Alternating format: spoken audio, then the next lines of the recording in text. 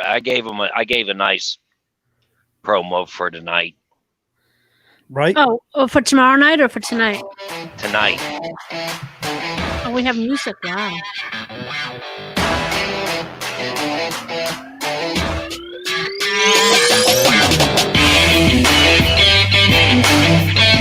Sean likes this one.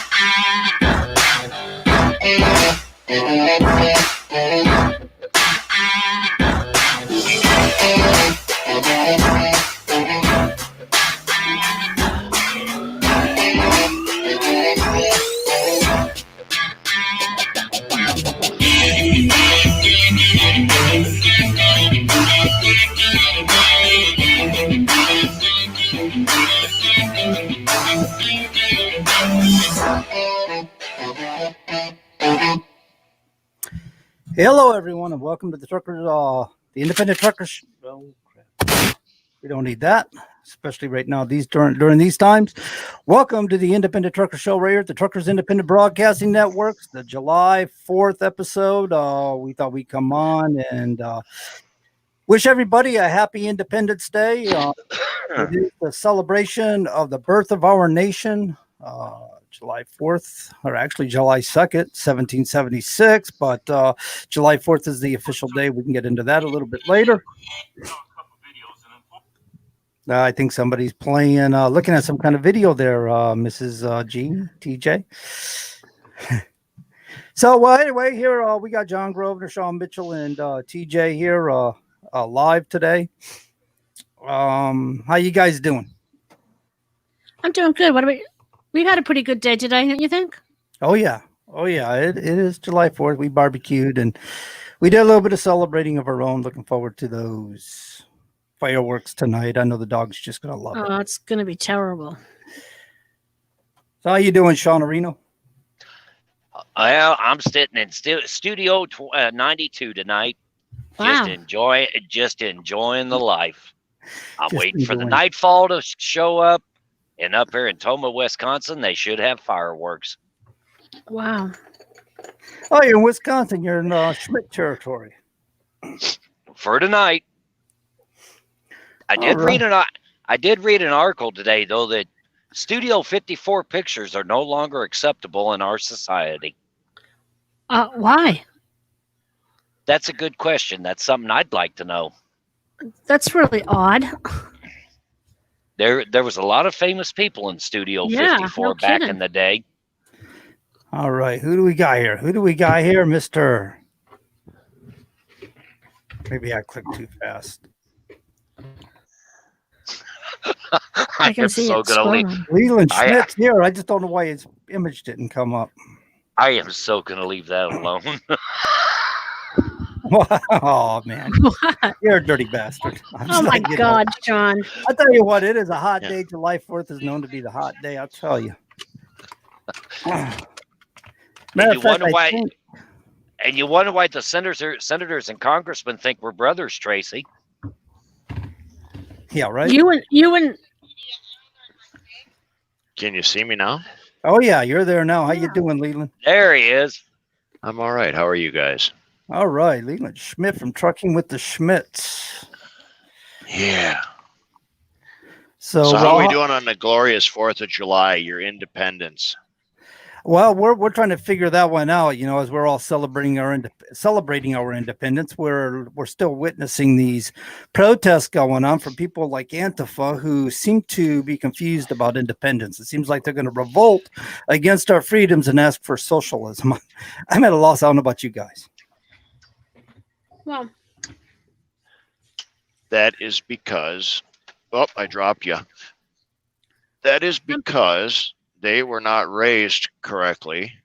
So they were uneducated, uninformed.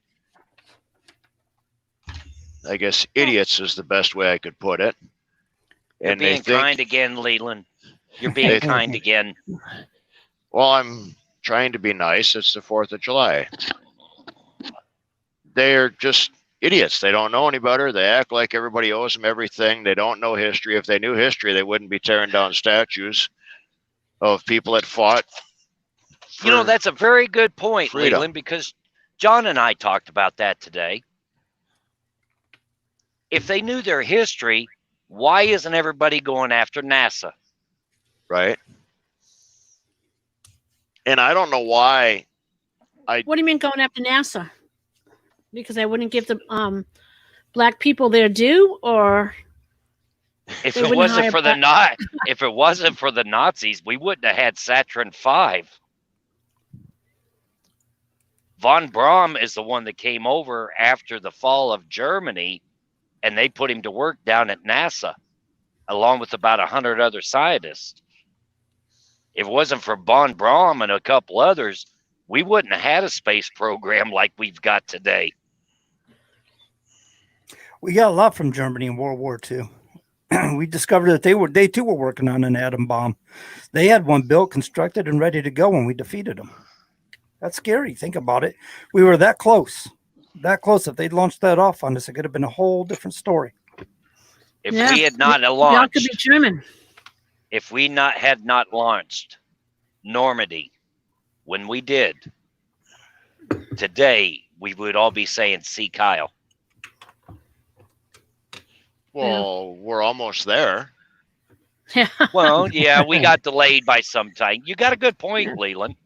I mean, there is one safety director that works for a company out of Fargo, and we call her Hitler. Logbook Nazis.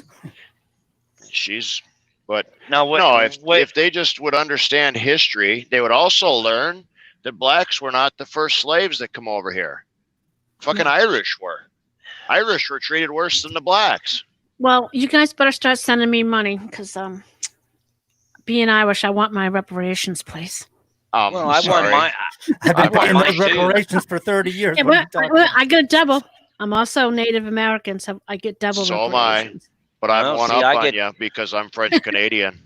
Hey, Lisa. Oh my God. I see Lisa My behind you. relatives still live up on the Micmac reservation, way. Oh, So See, John, I keep telling you we got to keep playing the McKenzie brothers before Leland. Yeah. but I don't know. I could just get tired of it because I mean, I teach in middle school and we do teach basic history, but it's not the history that we grew up with, and that's the scary part. okay, I'll ask you a question as a parent then. Why do you not teach correct history? I teach correct history. Why don't Okay. other parents? Because most parents that we deal with today, they're not there for their kids. You were there for your kids. I was there for my kids. I'm going to say not all parents, but there's a majority of the parents. They're there for themselves. Yeah. They're not. The kids was an afterthought for them. Kids were a way to get money. Kids were a way to catch a man. Kids were. It wasn't just like, oh, I want to have a child and raise it to be a decent human. I don't know any parents that do that. Well, I know some. The only ones that I know that do that are the ones that are a little more educated. I mean, I have been chewed out by parents because I call them to tell them their kid is sick, and how dare I call them to come pick up their child when they're sick? Yeah. So what were you thinking? I know exactly. You're supposed to be the babysitter. Mm-hmm. Tracy, how dare you show concern? I know. I actually, with this COVID thing, I was pretty concerned about some of my students because when I used to go to school early so I could let some of my kids in to have breakfast, get cleaned up, because I know they were living in cars and stuff. So I don't know what happened to them during this, where they were getting food. You know, sometimes with these federal regulations on food, thank you, Michelle Obama, if you're 20 cents over, you're not eligible for free food. So it's really tough for some kids out there. Did you turn Lisa on, John? Oh, I'm sorry. I didn't realize she came in. I was being distracted. Or are you just listening? I'm sorry. She gave me a dirty look. Well, she must just want to listen. I bet you get lots of dirty looks. I do get a lot of dirty looks. Jeez. There's a lot of dirty looks that happen on this show, Leland. Hi, Lisa. Welcome to the program. Hello. Hi, Lisa. Hey, did you guys hear about that the feds made an arrest over at CR England at their trucking school? No, there was a guy from Georgia. He shot and killed 2 people. Okay. And he split, went to Utah, changed his name, and hooked up with the CIR training school and started going to school there. The feds caught him. They went inside the training school and they took him out. And CR England says, we can't comment at the time, but I thought you'd have to go through a little more than just a name to get into truck driving school. I know I had to go through a lot. Yeah. I had to show them my license. I had to have my testing done. I had my fingerprints done. So I don't know how he got into school. But CR England really is going to be in a little trouble, I would think, right? I think they're probably going to start really investigating them now. I hope. Because if the feds are stepping in on something like that, so. You know, John, that kind of sounds like something we ought to send out to our little friend in Salt Lake. Yeah. Yeah. Yeah, because that to me, I'm like, are we letting anybody in schools, into colleges without vetting them anymore? Yeah, pretty much. I think it's pretty tough. Some of these places. I mean, I can see they let a lot of the illegal immigrants in because they come under that program, but I don't know. And why is that? Why do the illegal immigrants get in everywhere and we can't? I don't know. That's like a sore subject with me because I know so many people that are getting a college education for free. As you know, all the senators and representative kids go for free. Yep. And then you have all the illegal aliens going for free when you and I have to spend the 40, 50, 100 grand to send our kids to get an education. And right. The sad part is that I can remember one time in Boston, they were allowing 10,000 immigrants to come in to go to college. So a lot of the black students in Boston area were having a little protest, said, hey, wait a minute. We're Americans. We should be going and getting some type of education also for free. No go. And unfortunately, a lot of those people that came into Boston to go to schools, I mean, they were going to Harvard and they were going to, what's that one? Simmons College, Back Bay, a lot of those colleges over there. A lot of them went back, and then there were Somalians that started hating Americans when they got back and started all kinds of problems over there for Americans. So I don't know how they get in. I don't know. I guess I try to vote the right people in.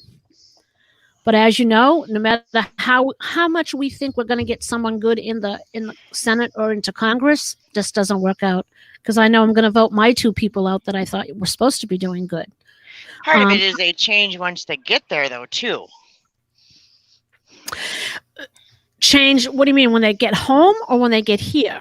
When they get into office.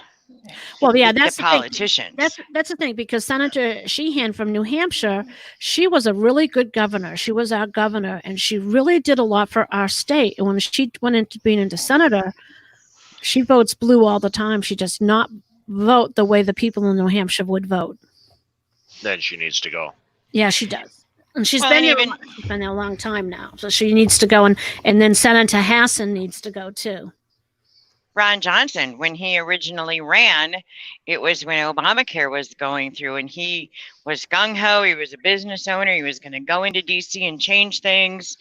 And when we saw him in 2017, Yeah. he was a beat down puppy. Like, he knew he couldn't change anything.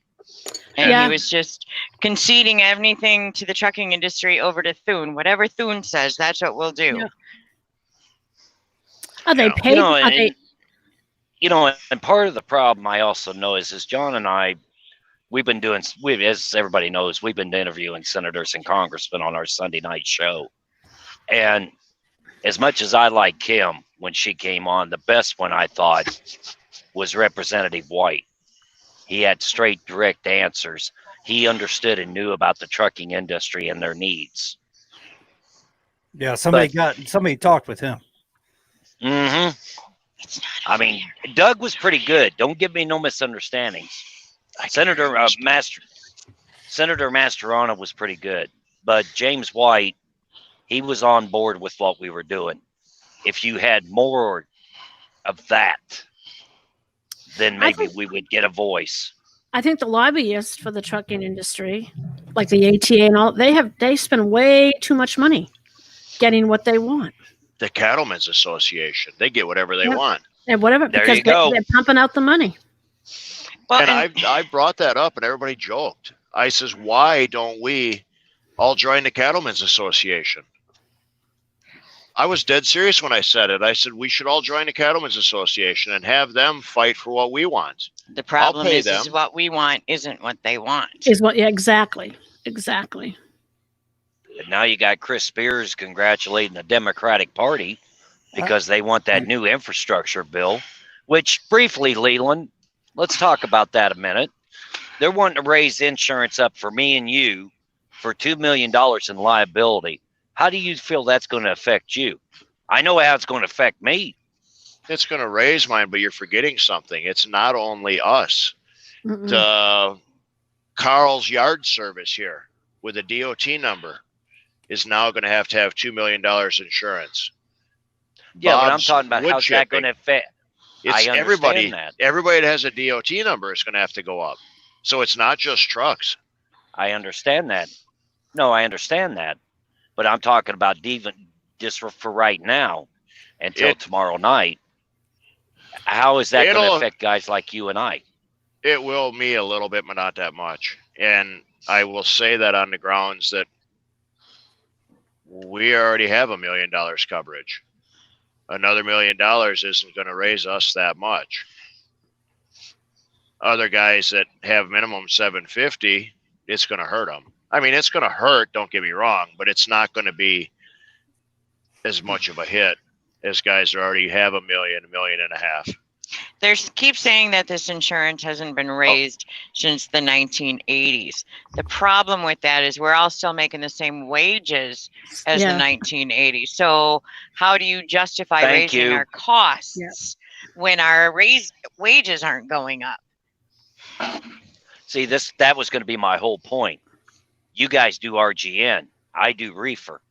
RGN's always going to pay a little bit more because there's more involved. Reefer, you just turn on the reefer and you go deliver your product, which is fine. I'm okay with that. Don't make misunderstandings. But it's like Lisa just brought up. If the wages are still the same in the 80s as they are today, why am I getting an increase? And everything has gone up but our pay. When I started driving in 94 was oversized. 88. Started driving 92. Diesel was 89 cents a gallon, 80 cents a gallon. And we were making more money then than we are now because freight was paying the same thing it is now. But diesel was only 80, 90 cents a gallon. Tires were $200. You know, everything. A brand new truck in '94 was $80,000. The same truck now is 180.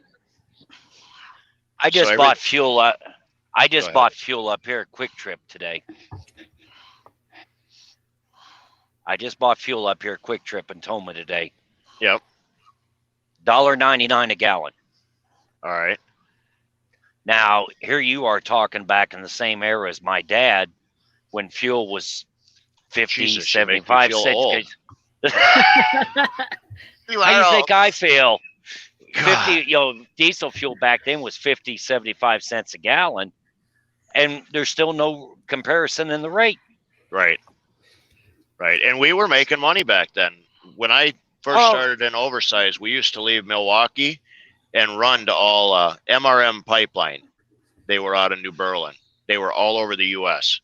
We'd take stuff out of Wisconsin to any yard anywhere in the U.S. We had keys for all of their drop yards. We'd pull in the middle of the night, drop it off. We would bounce home because it would only cost you a tank of fuel. You were home. Yeah. That's $200. I'm home the next day, and I can grab another load that's paying $250 a mile and haul ass versus sitting for a whole day trying to find something, and you got a week involved in something. Well, I mean, here's another good point. If you want to talk about that, back in the late 60s, early 70s, my dad was trip leased out with Brady Miller. He was running dedicated from Indianapolis, where the old Chrysler foundry used to be, up to Detroit and back.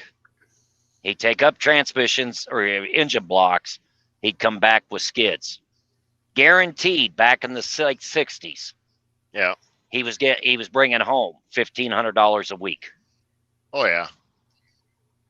Fuel was cheap enough back then. Mom was driving around in a brand new Oldsmobile Delta 98. Yep. And when you had a 98, of course, back then, that was like the cream of the crop for a car. Yeah. Do you think people can afford that today? No. Ford's getting ready to come out with a new Shelby pickup truck. It's supposed to have 775 horsepower. You can only imagine how much that damn thing's going to cost. Oh, we were at the fairgrounds a couple of years ago, and Ford had it was either an F-150 or an F-250, fully loaded with everything. $99,990 was the sticker price for a pickup truck. Or you can go to Lordstown, Ohio now. They're going to fire up the old Chevy factory. You can get you can get a pickup truck that's fully electronic. It runs strictly on battery. Yeah, I don't think 52.5. No. The year that we made the most money was the year that fuel prices were between $4 and $5 a gallon. Because people actually could see what our cost was, and they actually didn't balk at the prices that we were charging. We made money hand over fist that year when the prices started going down. Lee and I looked at each other like, darn it, this was a good year. Yeah, I kept saying, keep raising the prices. I want fuel to get up around $5, $6 a gallon. I would love it to be there. Hi, John. Bye, John. Hi, John. I feel like I'm watching Wilson I don't know. on Tim Allen's show. I can't remember the name of that. The neighbor. Yeah, see, Lisa? This is like we're watching Wilson here.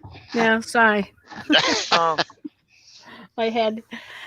If you remember, was it 3 or 4 years ago? They took, they raised all the premiums on OBGYNs and GYNs they had to have $3.5 million policies.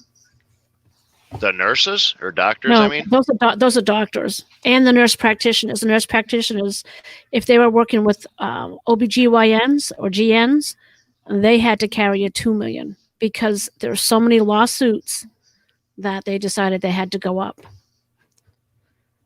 and that they were forced to do that. Even in the hospitals, they were forced to do that. That's why you found out. I don't know. Well, you get to an age where you don't have to do that, but a lot of the doctors that were delivering babies stopped delivering babies because they can't afford the insurance. They can't. If you're paying that high of insurance cost. When you go to a hospital, and I'm going to say this jokingly, and I don't want you to take this the wrong way or seriously, but I'll ask seriously. When you go to a hospital or a doctor, do you expect a doctor to fix whatever you have wrong? No. Okay. I expect him to try to enlighten me or try to help me figure out a good possible way for me to handle whatever situation I'm in. Okay. I mean, because I had an incident 3 years ago where if I not only had believed in this particular doctor, this oncologist, I would have had surgery that was unnecessary. All right. The reason I ask that is because people get I went to the hospital. They have to fix it right the first time. Yeah, I know. They are practicing medicine. Yeah. Yes, exactly. So. A lot of people think they're infallible, so See, John, it's a doctor. So whatever the doctor says we're going to do as we're told. This is why I jump on Larry. Well, and that's where Sean, you're light, whenever- man. We can't hear you. Okay, go ahead, Lisa. whenever we've gone to the doctor, we always continue to research what the issue is and don't take for granted what they say. Number one, medications will work differently on different people. Exactly. And if you don't speak up and you just deal with it, my aunt is older than I, and she has always just believed what the doctor tells her. Well, the doctor told me, but it's making you feel like crap. Well, look at my heart attack. Yes. The doctor prescribed us on certain medications, and Lisa's like, no, what if we try this? And the doctor doesn't want to do that because they don't want, homeopathic medicines? No, actually, doctors get a percentage from whatever medicine they push. They reap they get a lot of bennies, not They just also- cash, but a lot of into it. But most medicine, actually all medicine in this country, it's based on a man that's between 150 and 175 pounds. So when they're given a man, which our bodies are different, the same medicine to a woman, it affects us differently, but they don't change their ways of making the medicine. It's all geared towards a man and that type of physiology. But it goes back to personal responsibility. Personal Lee responsibility. was feeling so crappy on this medication that I called the doctor. I'm like, this is not going to work. We have to change something. And we stopped both medicines for like 2 weeks. Then we added one to figure out what it is. And I was actually at a doctor, a week and a half ago? Yeah. And they wanted me to go in for a CAT scan. And I said, I'll go, when I get home. And he's like, I said, give me my record so I can just, if we have to stop along the way. Well, no, we'll send it to him direct. And I'm thinking, that's because you want the referral. It's like, no, you give me my records because I will choose my doctor. You don't get the referral. Well, we'll even give you free today if you go over there and get the CAT scan, meaning his referral was going to be bigger than my cost of my appointment. Yeah, and exactly. I'm like, nope, that's okay.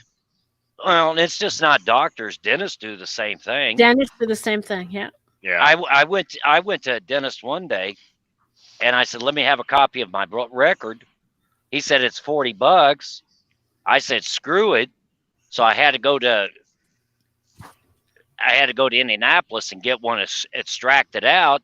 I told that nurse the same thing, and she said, "Don't worry about it. I'll take care of it." She picks up the phone. 3 minutes later, she's got it. I said, "How much that cost?" She said, "Nothing." No, your record should be free. Because he wanted that referral. Yeah. So it's just not doctors. It's anybody that anything to do with medical. And that's a big issue with me, that medical costs are not advertised. And where were we the other day? I said, well, that was a CAT scan. I said, I want to know what it's going to cost. Well, we can't tell you. I said, you know what? I get there's complications sometimes, but what is the base cost for whatever it is you want me to do? And nobody could tell me. And I'm like, then I'm not going to do it. Yeah, it's like we're paying cash. We're paying the bill on the spot. You tell me what it costs. Well, if you're paying cash, they'll give you a discount. You say, if I pay you cash, just as I want a discount, because I've done that many times. Yes. But I can remember one time, my ex he had surgery, and I get a bill, and I'm reading the bill because insurance taps out at $1 million, and most people don't know that. Once you hit $1 million off your insurance policy, you are done. There is no more insurance from you. You are totally done. And he had cystic fibrosis, so I had to watch it carefully. So I'm looking on the bill, and I see on the bill, speech therapist, $5,500. I went, $5,500? You didn't have a speech therapist. She walked in the room. I said, oh, no, that's coming off. I don't know this doctor. People don't even watch what they actually spend. You have to really look at that stuff. That's incredible. My last surgery, I went through my bill with a fine-tooth comb. You have to. And they charged me for a box of gloves, of sterile gloves. And I said, you used a whole box of gloves? Well, no, but we opened it. So it's no longer sterile. And I said, fine, then give me the rest of the box. I'll be down to pick it up in a little bit. And they ended up taking that would have been. Yeah, that would have been my question. Well, if you open it up for me, then I want what's left. Yep. And then they charged her $50 for one Zantac pill. Yeah. When I can get a bottle of 50 for $12. It's best to bring your own medicine to the hospital anyways. Yep. And see, even the cash discount thing that you mentioned, while it's cool and nice, it's wrong because this service costs this much money, whether you're charging me or whether you're charging my insurance company. If they're charging your insurance company, Lisa, if they're charging your insurance company, they're going to up it. Right. Yes. Right. Because insurance companies only want to pay so much. The insurance company will go through it and say, well, we think it's only worth this. This is what we're paying. Yeah. Well, also, people that have insurance, they charge us more for the services because the hospital recoups their costs for the people that go in and can't pay. Right. So it's like no matter which way you're going to get it, and it's just like what we were thinking about this. And I just read this article about Kentucky is now under the blue flu. So we'll see how that's going to play out this week for all you people in Kentucky. What is the blue flu? You got to explain that one to me. I'm sorry. The blue flu New York City is getting ready. Yeah, New York City's getting ready to have blue flu too, aren't they? Blue flu. They already have it right now. We have teaching flu. We do the same thing as the Kentucky police officers. They're resigning at an enormous rate. Amid of their governor and their mayors are calling to defund the police. So they're down. Some of the precincts said they're down almost 40%. I mean, 40%. Yeah. Hey, people vote these people in. Time to get them out. In fact, there's got to be something when they take their oath of office that they're supposed to, the mayor and the governor, when they take that oath of office, they're supposed to protect everybody in that city, county, whatever. And the governor is everybody in that state. So I don't get how these guys are getting away with this crap. Well, the issue is that their oath of office is to uphold the Constitution and the laws within their state. They're not doing it. They're absolutely not doing it. They're letting this thing run rampant until it's chaos. It's utter chaos. What they're doing, it's unrealistic. It's BS. That's what it is. But now, last night, speaking of happenings, last night, Sean and Tracy and I I got it on my cell phone and put it up on the television through the Chromecast. Yeah. We were watching a protest last night out there in South Dakota, there at Mount Rushmore. Yeah. That was pretty interesting. But what I didn't know is Donald Trump was there. He wasn't there just for fireworks and show. He actually had something he wanted to say. Yeah, and I think Tracy's got the content of that, don't you? I do, but it's on your computer because I printed it out for our show on Tuesday. But what I was really impressed by, first, the protesters were there and they were acting like jerks.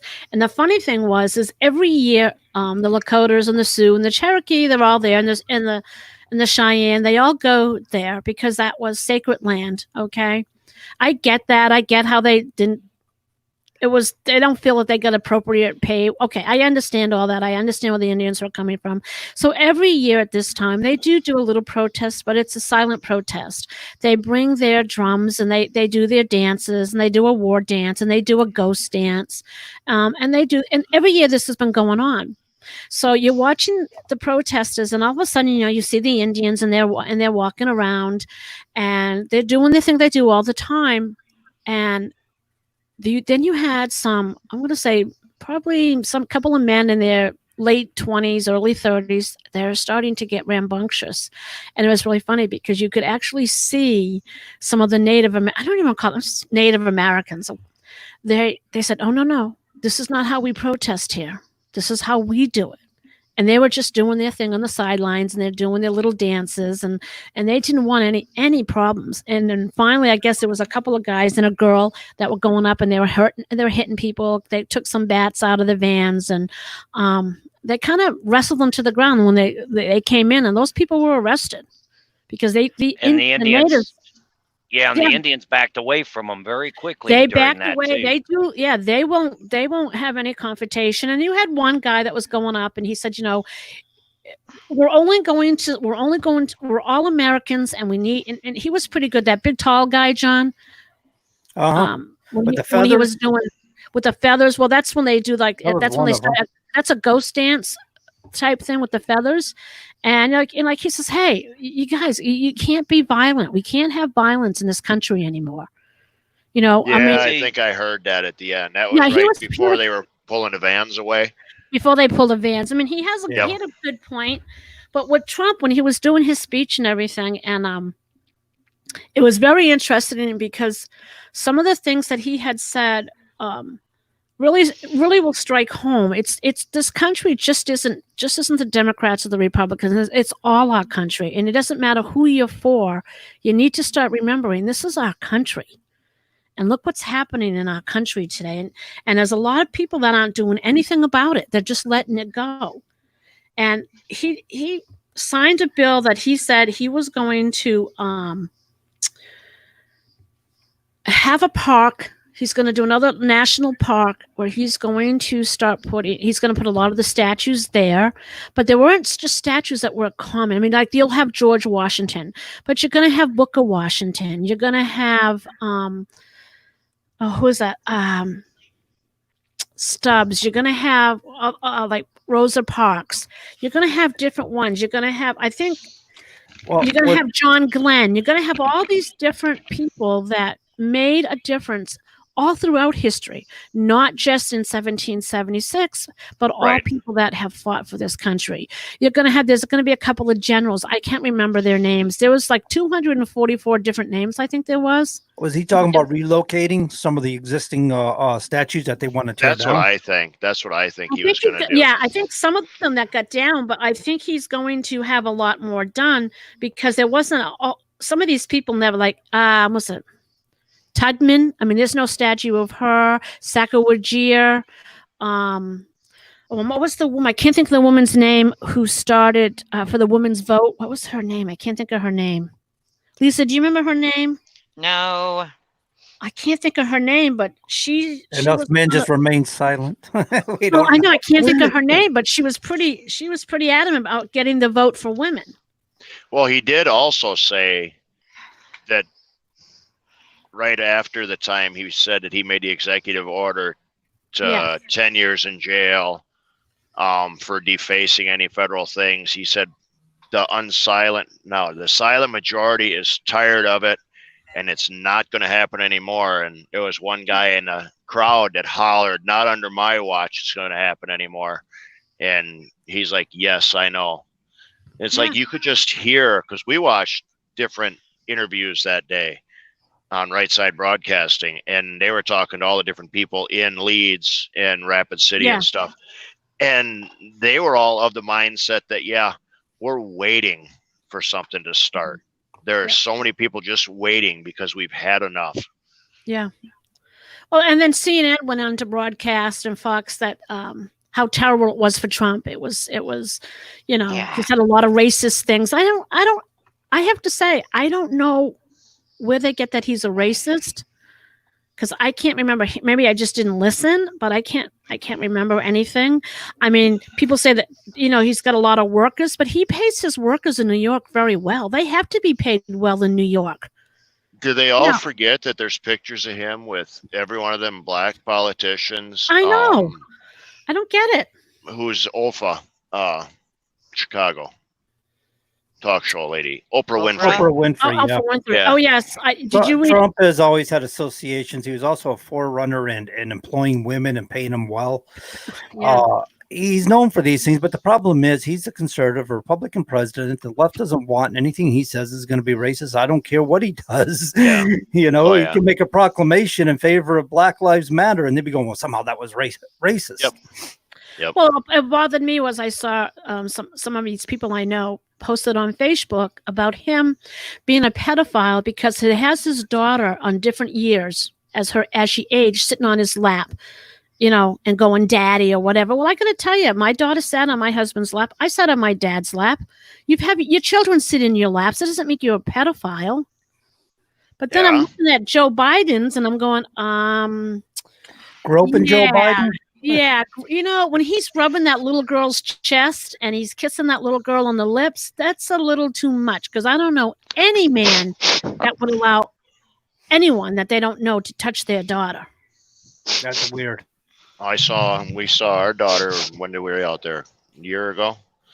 I kissed her, we hugged her. Does that make me a pedophile? Exactly. Kiss her on the lips. I didn't kiss her on the lips, no, but I kissed her. And she's also a grown woman. When she was a little girl, though, Lee, she sat on your lap. I mean, she was daddy's girl. I mean, that doesn't make you a pedophile. But what I'm saying is they plant these ideas in people's heads, and it goes way too far. Does that make Santa Claus a pedophile? Yep. Right. And how many? I don't know. I just didn't like that when they say things like that. I mean, that really bothered me. You know, Lee, Well, excuse me, John. I have to do my Joe Biden impersonation. Can I smell you? I was wondering what you was doing. I heard the sniffing earlier. I'm like, what's going on? That's terrible. Right now I'm sniffing Tracy. So okay, that's weird. I was going to say, if John doesn't punch you, I am. That is like, well, he's closer to you, Lisa. So you got better reach to him than I do. Oh no, you're not in Wisconsin, are you? No, we're in Grand Island until Monday. The case plant closed, and there's a bunch of us sitting here. They shut down on Thursday and send everybody home. And there was a bunch of us who were supposed to be loading. Nobody knew about it. So Case is paying a lot of trucking companies detention for 4 days. Wow. Hey, as long as you're getting paid. I mean, that rarely happens in other sectors of the industry. So right. And Lisa goes, what is it going to pay? I said, more than it wasn't if we didn't get anything. Yeah, but if we would have known Grand Island was closing, we wouldn't have come here. That's right. the You would have point. gone home. Yeah. Yeah. Yeah, because we could have ran Texas, Kansas, South Dakota, North Dakota. There's no restrictions for oversize on holiday weekend. We could have been out of Nebraska by 2:00 Friday, and we could have ran all weekend. So. Well, you won't be in traffic tonight. No, we're sitting till Monday. Yeah, we're sitting till Monday. I'm saying, if you'd been you do over dimensional anyway. You might not have been in traffic anyway during the drinking times. But no, we were Wednesday night. We grabbed our tractor and we ran till midnight, and there's no traffic. Hey, if they have fireworks here at Toma tonight, Leland, I'll gladly post it up for you. All right. I was upset last night watching the fireworks because I was hoping that they would have played the 1812 overture, because I switched every station on the phone. I was watching Right Side Broadcasting, but then I took her phone and I was seeing Fox Live, CNN, PBS, MSNBC. Everybody had different music playing. Nobody played the 1812 overture, and nobody just let the fireworks play. Why not just let the fireworks boom? Let people hear it. Yeah, that's kind of weird. That's part of it. When you hear that boom, that bassy, just nice boom sound to it when it goes off. But I thought it was a good speech myself. I thought he was to the point. He got his points across without being racist. He just said what he had to say. I don't think he brought up the Democrats too much either. No. I don't think there was too much rhetoric there. So there was a little bit that people need to be voted out. Was there more than that, Lise? Yeah. No, but he basically said about what those people on the wall did. Yeah. The history of them. The Yeah, faces that was on good. Mount Rushmore. Yeah. Well, what did they say? I think it was in 2050, I think, is when Chief Crazy Horse will be done. All right. Are they still working on that? I guess so. And somebody said that you can fly an F-18 through the bowl. It's Oh big my enough God. to fly an F-18 through the bowl. Wow. Do these people That's even pretty realize how these artists, how long it takes these artists and how many artists do this and they just want to go and destroy everything? Well, and here's the other thing. You know, the Black Lives Matter tried to interfere with the Indians protesting. And like you said, they do this every year. They protest the government all the time. Yeah. But on the other hand, they do nothing but live on reservations and get handouts from the government. And it is not the government's issue right now that they got screwed back hundreds of years ago. 100 years ago. But the fact remains that not only was it in Mount Rushmore where they got screwed, it was all out west. Yeah, they gave but the Indians. Indians. That's They not basically, now. they still basically gave the Indians land that was full of lava. And look what you see in New Mexico, Arizona, and Nevada today. Well, What? some of the You see, have you ever went through some of the someplace and not tribes are seen a not casino? citizens; they are sovereigns of this country. Oh, yeah, the casinos everywhere. And it must have been really good profitable because the Mormons wanted to join in with them too. Well, that's why we go to Vegas to go to casinos. They're not Indian Mormons owned. can't gamble. Why not? They have 10 wives. They're gambling every day with their life. You know, it's like Lou Holtz said about numbers. He gave this very short speech one day. You know, there's only 7 colors in the rainbow. Yeah, Roy G. Biv. Look what Michelangelo did with those 7 colors. There's only 7 musical notes. Look what Beethoven did. There's 10 actual numbers. Look what Bernie Madoff did with those numbers. So my point of bringing this up is you've got a minimum for what you can do and what you can't do. The Indians out west in Arizona and New Mexico took what they had and they made something out of it. Where the Lakotas are upset was they were given that land. Then they found gold on it, and the Indians got mad because the government wanted it back. Yeah, it was a General Custer thing. They actually got invaded. It wasn't even a matter of the government got involved. Ulysses S. Grant and Custer on an expedition to see if there was gold out there. And when he discovered gold, Custer, who wanted to be president himself, tried to take advantage of the situation and went to the press when he was rightfully supposed to report back to the president and the president only. So he didn't even follow the orders he was given, like a retard. Once he made that announcement, people just flocked out there. I mean, there was no control in the circumstance. It's like one of these protest movements, just like Chaz out there in Seattle. You know, it's no control in it. It went in there and just invaded the Indians. Yeah. It was out of control. Speaking of Chaz, anybody else find it funny how them guys are in there with the AR-15s and the AK-47s and whatnot, and they're shooting at each other? I think it's hilarious. They're shooting I at think each it's other. funny. I think it's funny they start taking it apart. They actually started taking Chop apart. Yeah, they only did. because the mayor's house was vandalized, and the business owners there went to her house and started protesting. How dare you speak the truth, Lisa? Right? You're going to be a racist. Racist! Like I smell racist. And what was the first thing they did when they established their autonomous zone? Was put up a wall. I'm like, hello. Yeah. Nobody said they were the left. I mean, they do get associated with the left. And they wouldn't let anybody out. Pointed that out. Well, that was an issue. I was watching Facebook one day and a video popped up, and I can't find the darn video now.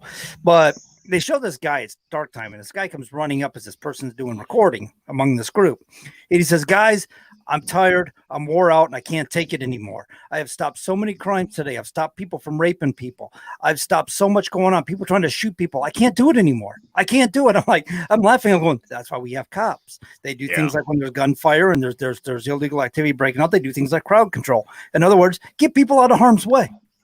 You know, they police the streets. The word police means to keep in order. But the police are supposed to be there to protect and serve. The police are not there to protect you every moment of the day. They're there to solve the crime that was committed. So it's our responsibility to protect ourselves. Correct. However, when there's a presence in the streets of police, yes, it does deter crime. It helps. Yes. Obviously, we're seeing that with Chaz. It helps to deter crime. And the thing about it is, it's funny because through the years, especially through Hollywood theatrics, you always think truck drivers don't like cops. And we're over here, you know, actually we back the blue, you know. We like the cops. We appreciate the cops. We didn't exactly appreciate getting put out of service because we were a little over on our logs. We didn't appreciate they have a job to do. Themselves. They have a job to do. I've always said that. You have a job to do. I can accept the fact that you're doing your job. Don't be an ass. Exactly. Don't try to swing your authority my way. Just do what you got to do. Right. No reason we have to hate each other. And I've argued with people and actually gotten out of a ticket. I says, why is your first response to put a guy out of service? Why not give a guy a warning and a chance to fix it? If you can fix it. If you can't fix it, then do something. And the woman looked at me and she says, I'm giving you a warning on this there just to prove that we don't put you out of service. I said, good, I'll go out and fix it. Hey, all right. I've had a lot of them. I've had a lot of DOT officers treat. I've had some that treat me like crap, but I've had a lot of them treat me really well, treat me with respect. And of course, I always tell people when an officer pulls you over and they approach your vehicle, the number one thing they always ask, how are you doing today, sir? Or ma'am, whichever the circumstance requires. But I don't recall if we got asked that when I got attitude a couple weeks ago. Did we get asked that? She probably saw your attitude and didn't care how you were doing. But the point is, Lee, they're gauging your attitude. They don't care how you're doing. They're going to. Lisa, how was my attitude? Oh, you were a dork. You could just see your little hairs. Lee is a hardline. What's the word? He's asshole. Hard ass. We blew a stop light, and he'll say it's my fault, and the cops caught him. And she asked where we were going, and you could just see the hairs on his neck just bristle because he didn't like being asked that question. And I'm like, relax. We're going to get out of this ticket. Just relax. And he's like, well, she don't need to know that stuff. I'm like, she's having a conversation with you. And he's like, you know, I blew it because I couldn't stop my 80,000 pound semi. And I went soft on her. And I'm like, ma'am, it's real hard to stop 80,000 pounds when the light changes that rapidly. And she really had no clue what she was doing. Oh, she asked if you had a license and a registration for this vehicle. And it's like, no, I'm just out here in a commercial vehicle without that stuff. Right. That's funny. So you good cop, bad cop, the cop. Is that what you're saying? Yes. And she actually has gotten me out of a couple tickets because I Did you do that, Leland? Oh, yeah. I get pissed instantly.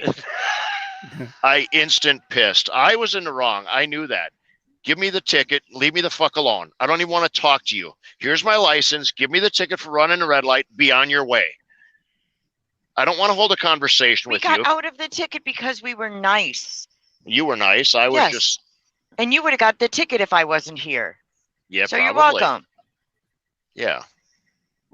I don't deal with cops. Just give me the ticket. I did the wrong. They just have a job to do.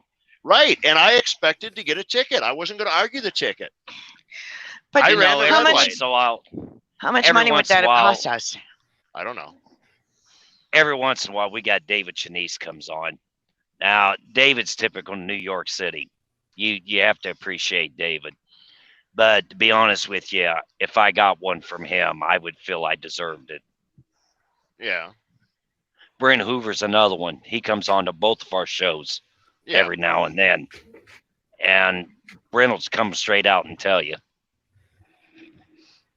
You know, it's police officers like that. Yeah, you do have respect for because they're going to tell you straight up. They are. They know Brent. That's for sure. I know. Yeah. Know Brent. Yeah. But I was expecting to get the ticket. I ran the red light. I couldn't stop. The cop was sitting at the other intersection. I ran the light. I'm like, yeah, okay, here I got one. So. But because we were nice, I was nice, who didn't get the ticket.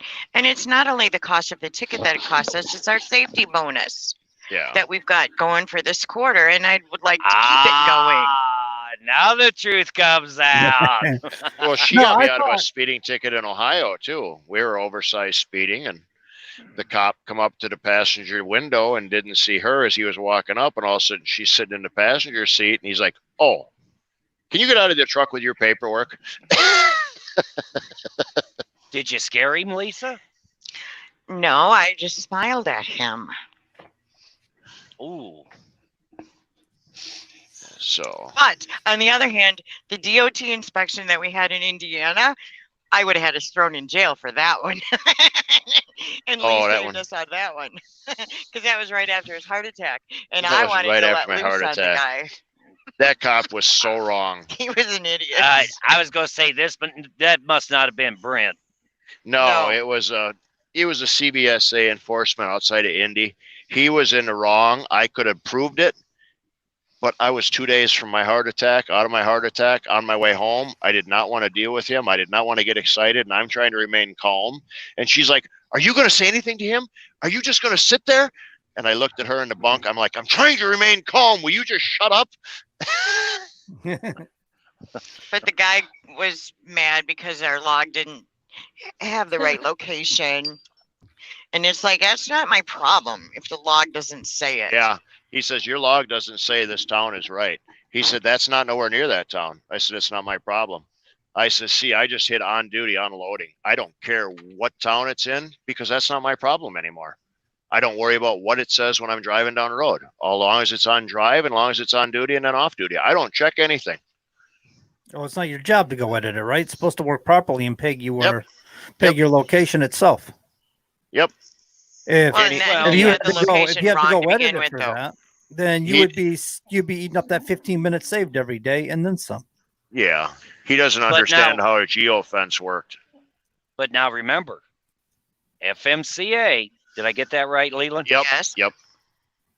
FMCA said we would save 26 lives a year in 15 minutes a day on paperwork. Actually, that's a bunch of shit. I bet I spend an extra 15, 20 minutes a day trying to figure this thing out. But I've got that on tape. I've got it on video.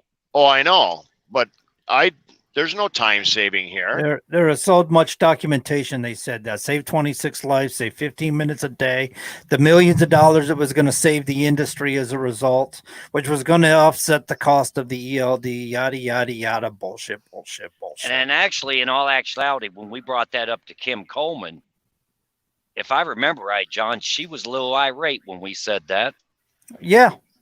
She saw it. She saw it right away as soon as we brought it to her attention. She's, yep, I see this. First thing comes up is business. How much money you can make by investing into electronic logging devices or telematics devices or whatever. Well, the 26 lives it was going to save, but then millions of dollars. Isn't the average life $750,000 or $800,000? No, it's more. You're talking about based on the federal law. Yeah. I think it's like it depends on if you're educated, not educated. I think if you're educated, like say a doctor, 1.6 million or something is the value of the human life. And so 1.5 average. Something like that. 1.25, something like that. Yeah. But times then 29, there's $45 million you save by not letting people die. But then what's the average cost now if we lose somebody from the armed forces? When I was in, it was $10,000 a man. Yeah. Or woman. $10,000. That's government for you. It depends on your station, right? So truck drivers must be in the negative. Yep. It actually, it was explained to me that way. And $10,000. That's what my parents would have got. No, I'm not. Got killed. I'm not kidding. It was explained to me that your average cost is over $1 million, but because of the savings or what it was, because of the fact that your life is going to make a difference, whether you're alive or dead, to the industry, and the fact that it was going to save the industry X amount of dollars, it offsets the cost of the value of your life by passing that law. There's like actually a mathematical equation for this. That basically your life is meaningless to them. Yeah. No, that wasn't a Freudian slip. It just came out that way. So we've been on this for about an hour. Did you guys want to do trivia or anything? You want to? I know. I think Trump went live already. I know that was a concern for Lisa. Well, I'm whatever. did he go live? I didn't know he was got a going live notification somewhere. He went live. Yeah, but is Boston 7 Pops minutes playing ago. tonight? He's live. Well, I'll ask Alexa. Alexa, is Boston Pops playing tonight? Alexa didn't answer me. That bitch. Sorry, I know a lot, but I don't know everything. She just said she knows a lot, but she doesn't know everything. Yeah, so much for electronics being better than humans. And that, folks, is our future right there. And our neighbor has already. Hey, listen, I love Alexa because I like to turn my lights on. I wish John would fix my TV. John, they're already doing some fireworks out here. Jedi's Oh, It's dog's little- gonna having a lose it little now. heart attack. Little light out for fireworks, ain't My it? poor little dog. We gotta do Oh, somebody just Yeah. getting pre-jitters is what it is. Oh, just No, The our other- dog was loses it it, 2 man. weeks There's any ago? kind We're of out at the fireworks pool or... and Go ahead. he loses it, poor thing. We were out at the pool a couple of weeks ago, and we're sitting out there, and my neighbor, I think he decided to blow up a beaver hut with a stick of dynamite. Sweet.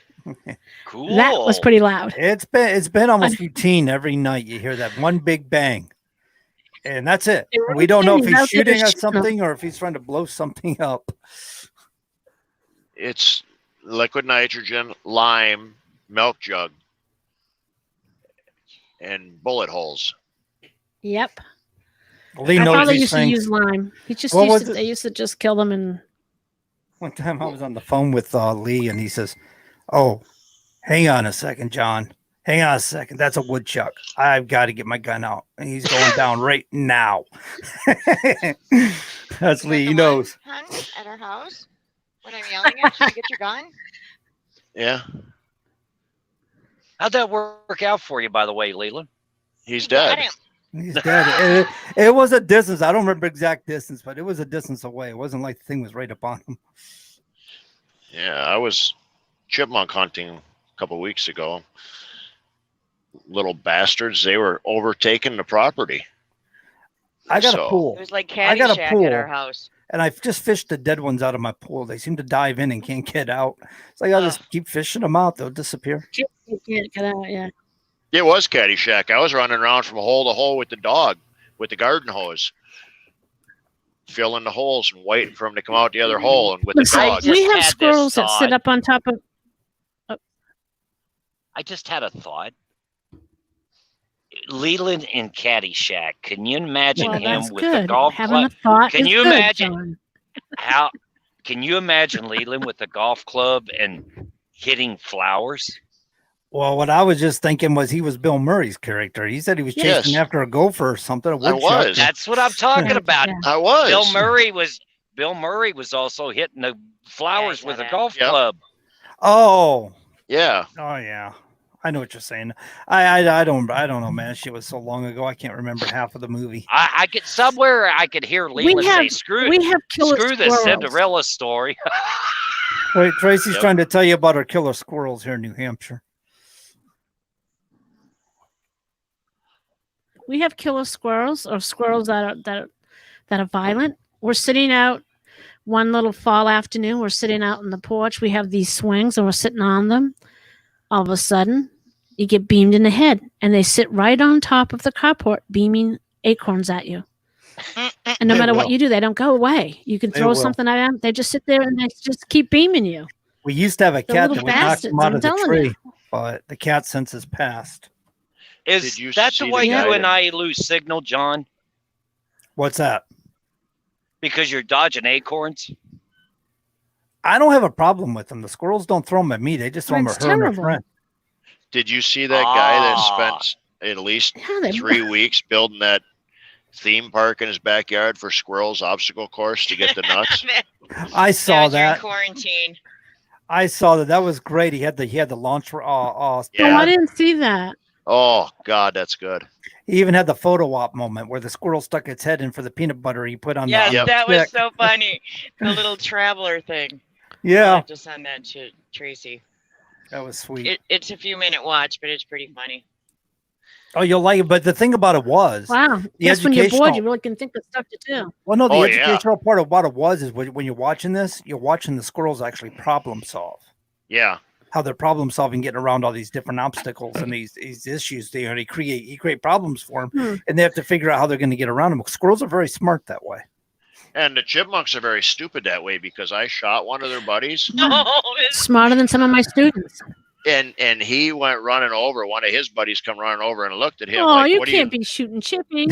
He shot Why? him Why too. are what? I did shoot him too. Boom! He went flying. And Yeah, then I he was went waiting over for to see another why one. his buddy wasn't moving, and he ended up dead. But Where is that? Damn, Leland. No, I sent it to you. Well, I just came across my news wire that Miami has now put a curfew on.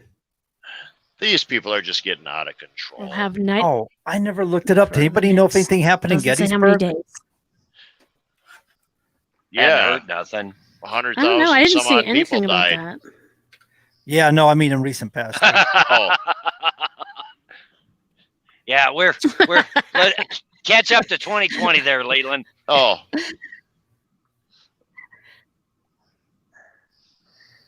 Yeah, supposedly they were going to go to Gettysburg and Oh yeah, they just had that protest. on Fox News. Milana's on there. Milana, she's such a pretty woman too, and they don't give her any credit for being smart. Our first lady. Oh, Melania, no. Mm-mm. they last too night I bad. left. They were talking. I don't know. It was No. a right She's side really broadcast. done a lot. And she's really smart. Yes. Right Side Broadcasting was talking, and when the protesters were getting separated, he's like, "Yeah, the police are trying to separate the protesters, and all of a sudden, all these people descended from the hills with weapons. We have a problem here." And the camera panned back, and there was all kinds of people standing there with rifles. I'm sending you the squirrel obstacle course in Messenger. Yeah. It looks like the U.S. Department of Homeland Security had Oh, went to okay, Gettysburg to head good. them off. They did go to stop them. I'll have to I check think that they out. did. I didn't see anything happened. I think they headed them off. I'm looking for a little The bit night, more. the day we had Senator Mastriano on, I didn't get a chance to ask that question because Chris had come on, Arlene's son, and the senator had to go. But I did get an email from the senator's aide, and they'd already talked I'll have to about look they at were going to that. start it. They were talking Thanks, about they Lisa. were watching it, Mm-hmm. not to mention the fact that Gettysburg Police Department was already aware of what they were doing, and they were keeping a monitor on it. Well, I told you about the time that I called Walcott Truck Stop, didn't I? With the protesters that were going there. You know, that's the home of the largest truck stop. Well, And, yeah. I called the truck stop, got manager's voicemail. I called the local cops, got their voicemail. Called the sheriff, got their voicemail. A few minutes later, the local town cop called me back. He says, "Yeah, I heard your recording, and I called the county sheriff, and he said basically the same thing you did. Because in his recording, I says, maybe you should just come down to the truck stop and tell the drivers that their protesters are planning on being here." And I says, "You might not want to know this, but about 90% of the drivers are carrying, so they would protect the place." And he says the county sheriff told him the same thing. "Just go down there and tell the drivers that the protesters are coming." He says, "They'll stop it."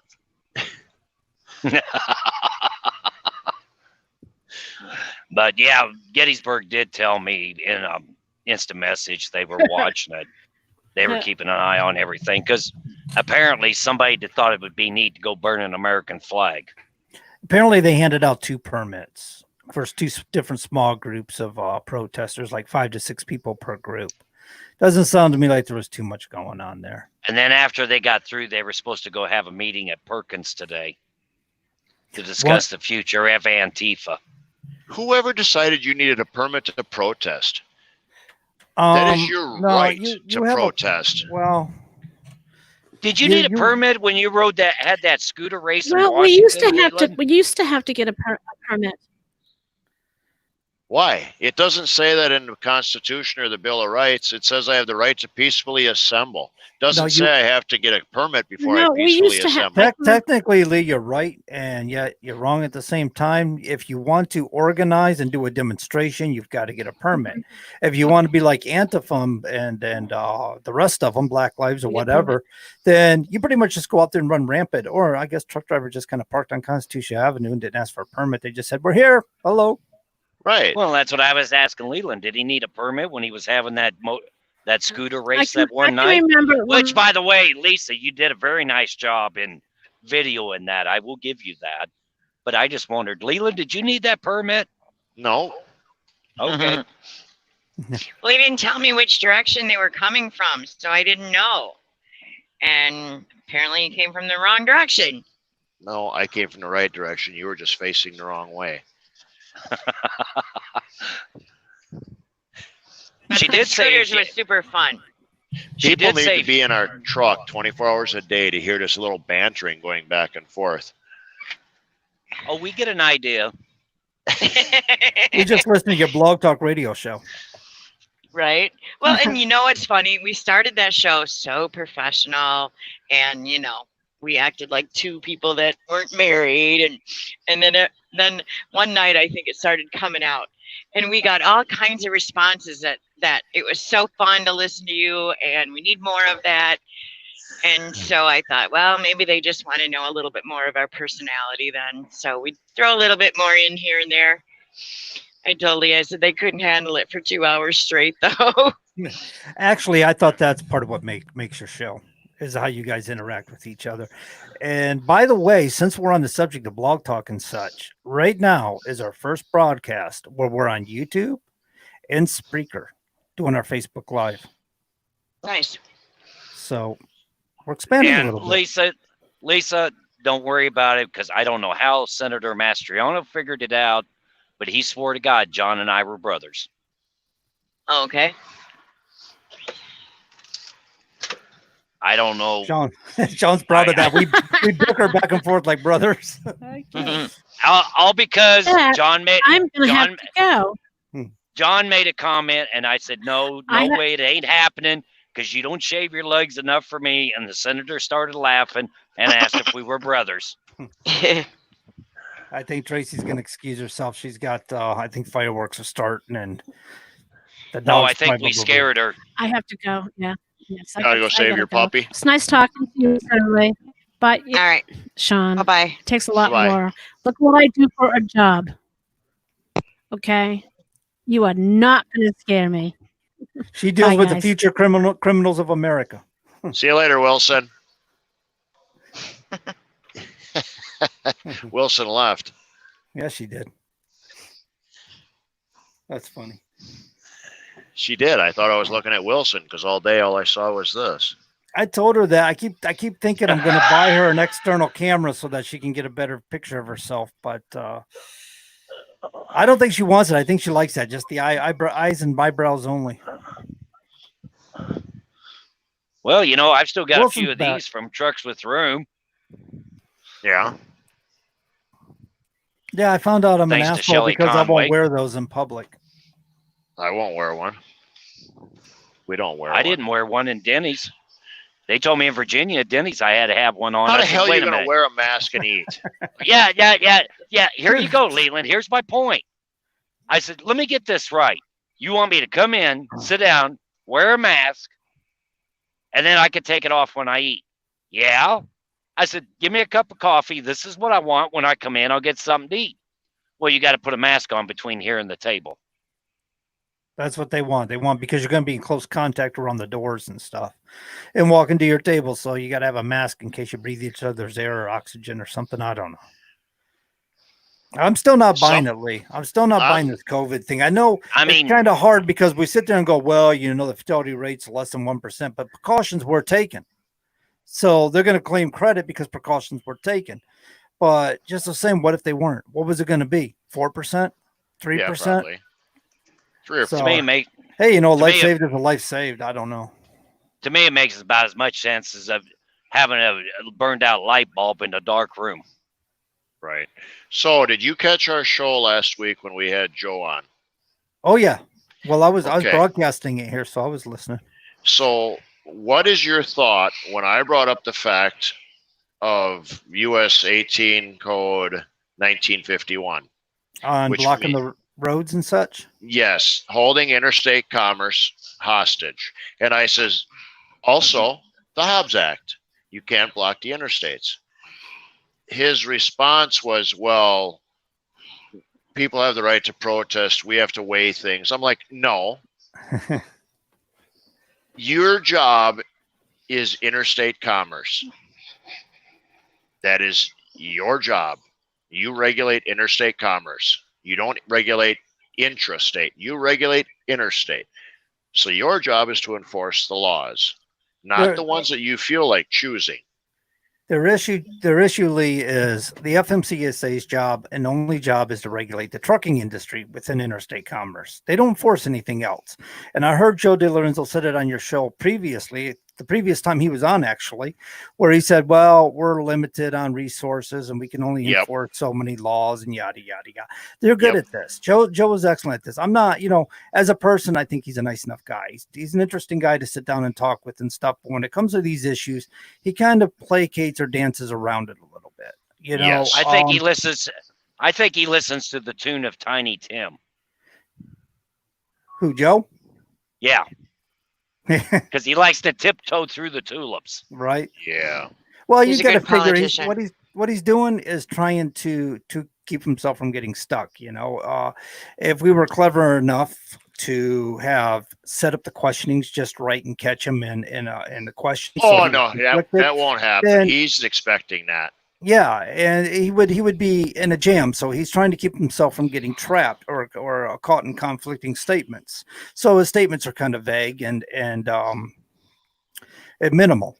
What did I hear? I heard Kevin come on, and he was elaborating on sleep and stuff, and that was prompted me to call in. Is I wanted to talk to him and go back and visit that because of the sleep studies, and I understand the whole concept of monophasic, biphasic, and polyphasic sleep patterns. So I was going to bring that up with Joe, and I know Joe already knows that because the studies were used to create the regulations for the electronic logging devices. Yep. But I hear these things about, well, what was it? Somebody wanted to revisit the ELD and put a suspension on the ELD because of all this going on with the protests and stuff, and drivers are having a hard time routing around and all that BS, and they'll never do it. But the answer they got, and it wasn't DiLorenzo, it was Mullins. Well, it'll take me 7 days to really look into it. I got to see if there's any kind of legislative activities or abilities that I can use to do that. Well, there is. It doesn't take a genius to figure out the good cause standard. It's right there. And I know Mullins knows it. He has to know it. He can't be that dumb. So he's just going to go out and blow him off for 7 days. They'll never hear back from him, Right. or come back and just say, oh, I'm sorry, we couldn't find anything. But the good cause standard is right freaking there. There's a lot of things that are right there. The problem of it is they don't want to go and extract it when they need to use it. No, well, how many times we hear, well, we got to answer to the lobbies. We got the ATA and we got the special interest groups over here for safety. And we got this, well, these guys don't understand trucking. These guys aren't frontline workers. Why are you listening to them first and giving them more credit than the guys doing the job? Especially when the law states that you have to listen to the people you regulate. Seems that we're the ones that are regulating more than the companies because we're the drivers doing the job out on the road. We should have the highest voice.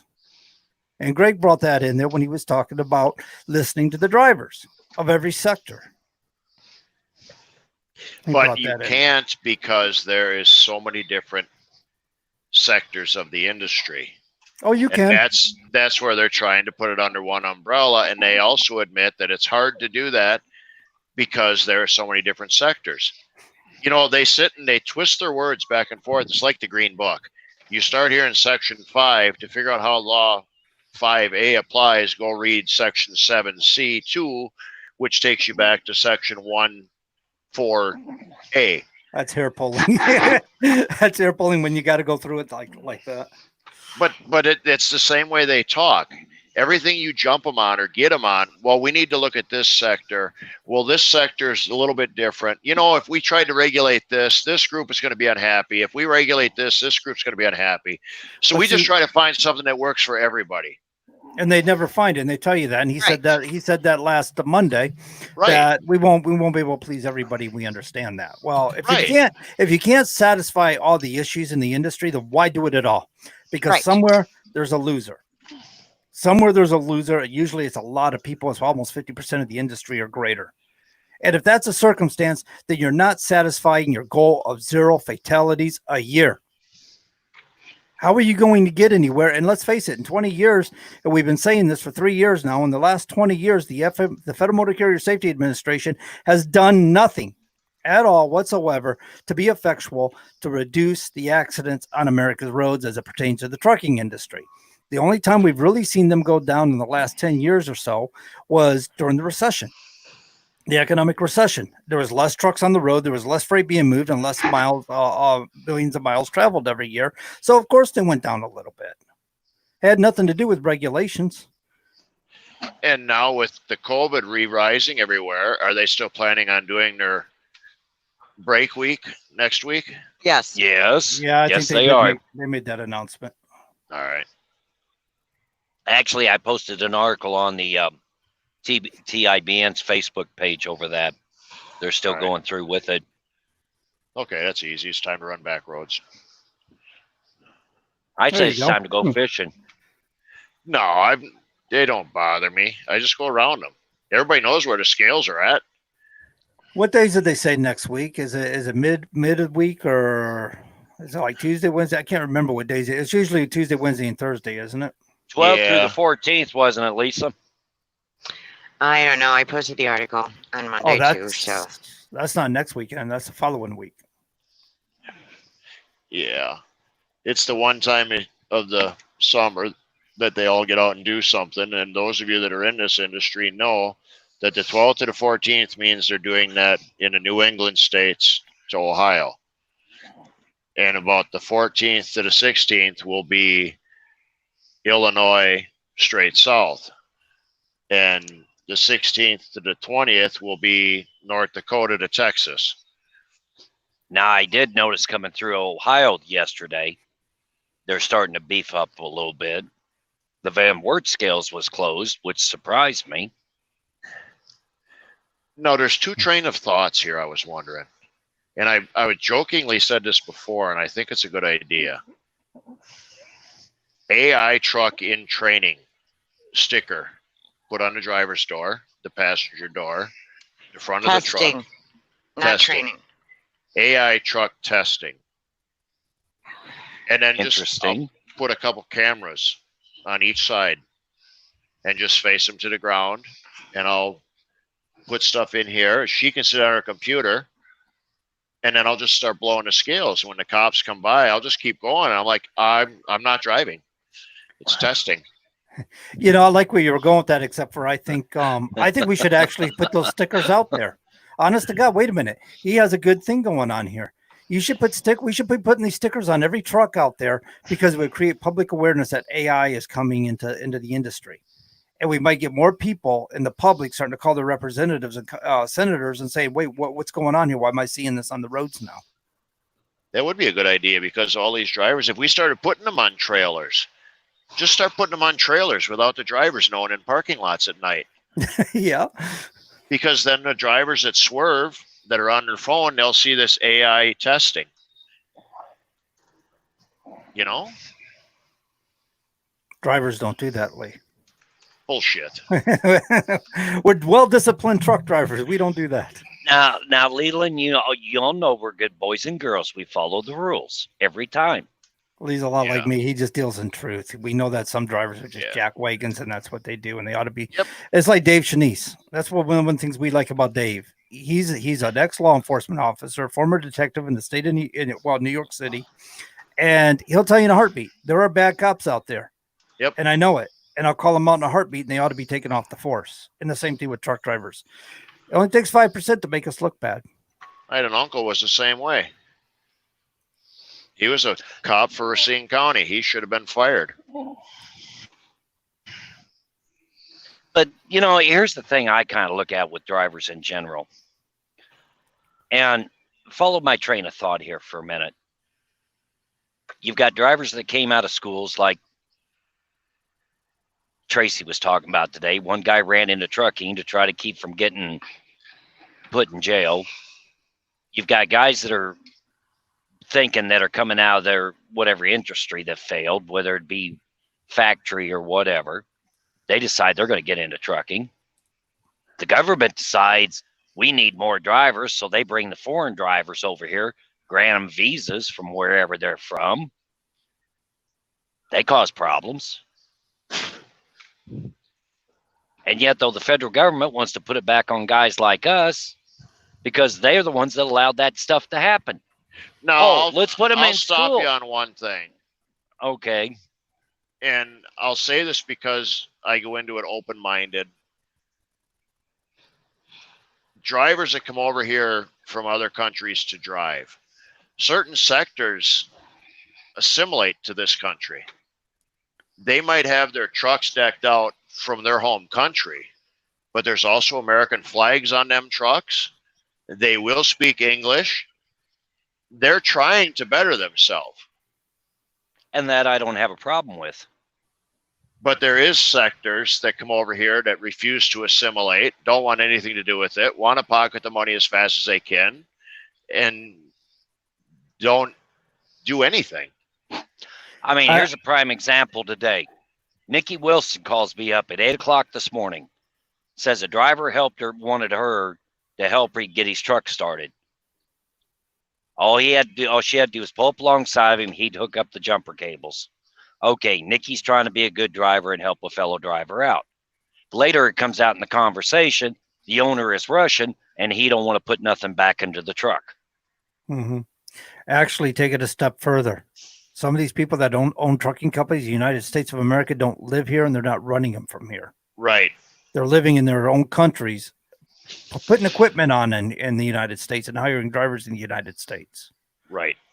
Well, where's the accountability in that? I mean, I guess they got to have an office somewhere, keep records somewhere, but I don't know, man. We're like a doormat as a nation, and it's getting old. If you want to go that way, then look who owns Freightliner. Yeah, but that's a manufacturer, and they're following U.S. laws and stuff for the manufacturing or the guidelines. Where's all the trucks being tested at when they're making them? I have no clue. Germany. Yeah, but they're still testing them according to our standards, right? Yeah, so they still make them, but they have to. But the bottom line of it is, because of that now, Freightliner's taking it one step further. Ain't gonna be too much longer. We'll have automation trucks there. But they're doing that over other seas first. That's right, and that's because they're testing it there. So now everybody over here is saying, I wonder if we can do that here. Okay, Volvo's in Sweden. They got the safest truck on the road. They've been more advanced than Freightliner. They already have trucks over there running autonomous. Well, and I've seen a video not too long ago where they had autonomous trucks running across the Autobahn. Yeah. We have them too, don't we? Yeah. Technically, we have them too. And next week, from what I hear, they're supposed to cut them loose in Texas. Yeah. Same thing with the ELD guys. They had the ELD, a couple of years ahead of time before over here? Yeah, but theirs is different. When we were talking to the gentleman it was 17 or 18 when we were in D.C., Lise, that guy we talked to from England, he's the one that said that you have to put your driver's license in the machine. When you get in a truck, your driver's license goes in that slot, and then you can start the truck. Mm-hmm. And that truck will stop when you're out of time, where at least ours don't. Now, I heard in some countries over there, they actually ran on a disc. your log Okay. was on a disc, and you turned the disc in every night into dispatch. All right. That's possible. I've seen them, early models of them, and that probably from the European designs where you got a key, Actually- a little plastic key with all your information stored in it, your driver's license, everything, and you had to stick that into the device before you can start Actually, your- I'll tell you where I heard that from, John. It was a conversation a while back with Vito. Oh, Vito's a knowledgeable man. Yeah.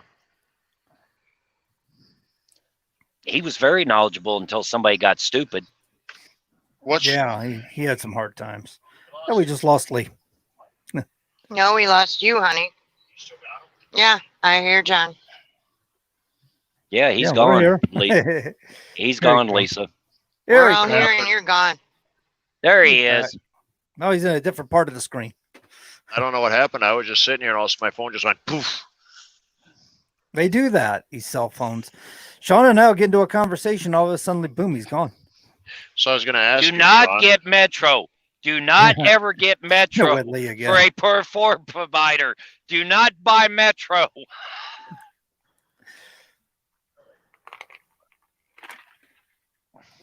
Lee is having fun with his technology here. Hang on a second. Yeah, he's going to ask me Well, a question, then he disappeared. Yeah. What's up we with learned that? we learned something about Verizon. What? I'm here. Can't you hear me? Lee's in here. He just well, we don't hear or see him. What the heck? We got you, Lisa, but he just keeps. I don't know if he's hitting the wrong button or what he's doing. He said it just goes poof. I don't know what's going on. My husband being and technology are not very friendly. You He's know, playing Houdini here. I admit I've broken so many computers through the years because I get so frustrated with technology. I'll just slam it. I know I've done it to a couple Qualcomms, man. You got the screen with the, the keyboard and everything. I picked it up over my head and just dropped it to the floor as hard as I could, full force. Only to see that screen when I turned it over, that screen's just black. Go You run might it have over to to the restart. yard and turn it in. Go, hey, it's broken. They go, imagine that. This happens every now and again. Well, we You had might an have to issue restart with his his phone. Yeah. phone. Whenever he would turn on his headset while he had his hotspot on for my computer, the Bluetooth would garble.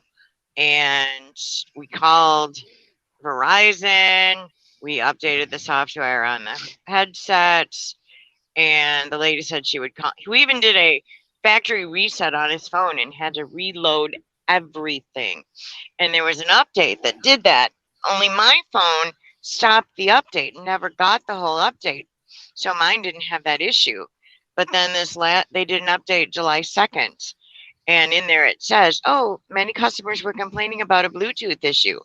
And I'm like, yeah, we were one of those. So now it works good. Now, see, after I got my phone stolen down in Miami, I had to go over to Metro. I wasn't having that much issues with my first phone. Well, then Motorola came out with this G7, and me being a Motorola freak, I had to have it. It's got certain issues on it. It works for a while, but I'm like what you just said. Every now and then I got to go through and I got to do a reset. I don't have to do a full one. One day I tried to call John over a question, and the next thing I know, I look down and my phone says AT&T. I had to go do a reset, and then it came back up powered by T-Mobile. Wow, that's weird. Now I see Lee pop back up again, but it's not bringing him up. I see. Well, he popped up, but it was like No, it I was mean- trying to make the handshake. I'm talking about on my operation here. It's Oh. what I can see on my end of it. I Well, can you try might have adding them to the stream, but I don't think it'll. Yeah, it's just buffering. Lee, do you want my phone? You can have my headset. Technology is an awesome thing. Hey, Greg Anderson, how you doing, bud? Feel free to call in if you want to, man. 425-436-6200. You know the gig, right?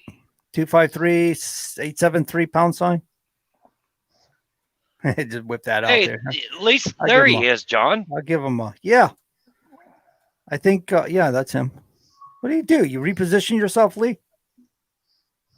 Oh, no, you're same spot. Can you hear us? No, he's buffering. Poor Lee. Oh, man. So, yeah, it is 4th of July, so it's not too active here on Facebook today anyway. Just doing our thing. Part of this is we have to play with our toys. You know, we got our whole StreamYard up now, and we got now we can take 10 people onto StreamYard, and we got our Spreaker going, and we got our YouTube going. And well, I think this would be a good time to let everybody know, John. I was kind of waiting for Lee to get in here before I said anything, but tomorrow night we're gonna be honored with a guest on our show. And who would that be, Sean? Todd Dills. Todd Dills. Lisa, Todd you has know agreed. Todd.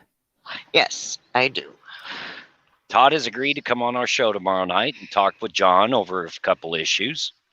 And I think it'll be a very interesting conversation between those two. I think so. Todd's an interesting guy. He's very knowledgeable. He's done a lot of articles, and what's kind of funny is when you look back at some of the articles and stuff that they done at Overdrive Magazine, a lot of guys were just now discovering when they got involved in this fight. But Todd tried to warn a lot of people before. Yeah, which is kind of gave me an incentive to some of the things that I've read through Todd. This kind of took me up one step further to where I asked the questions I asked today. So I can thank Todd for that. Yeah, truck drivers, when we get involved in this fight, emotions get involved, things run high, and emotions run high, and they don't listen too well. They just want to grab the bull by the horns and take it down. And in regards to the bull in this, it's the United States government, and that's an awfully big cow to take down. You might have to restart your phone, hon. I don't know. You might have to restart your phone. Yeah, ask him to restart it and see what that does. What's your hotspot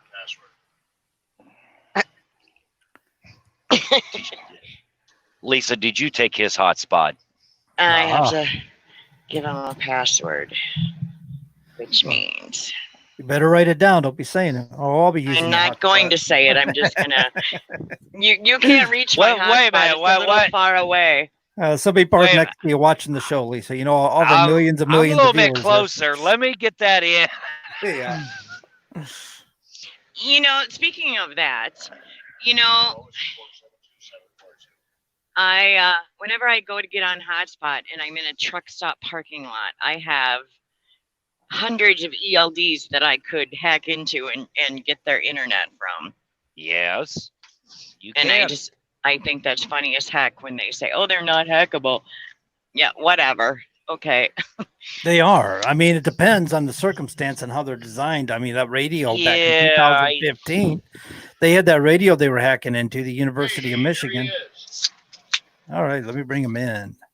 Can you hear me now? There he Faintly. is. How come you're faint? Your Bluetooth connected? Barely. You can't hear us. We're having technical difficulties with Lisa will translate.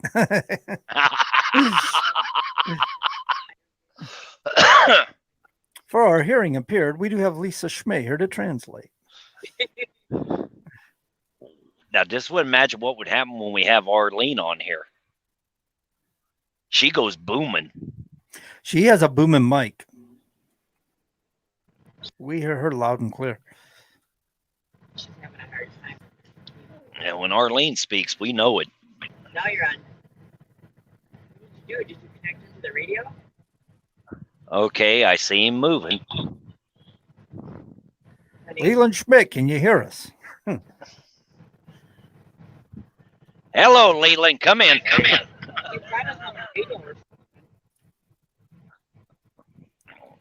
Can you hear me now?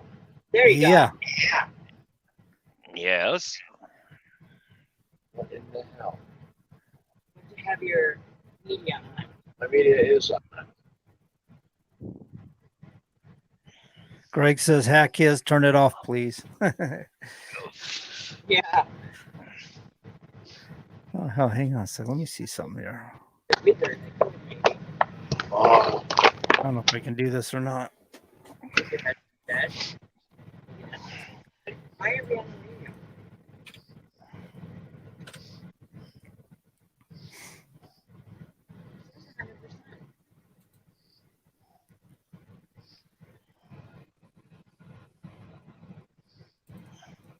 are we there? We're all quiet.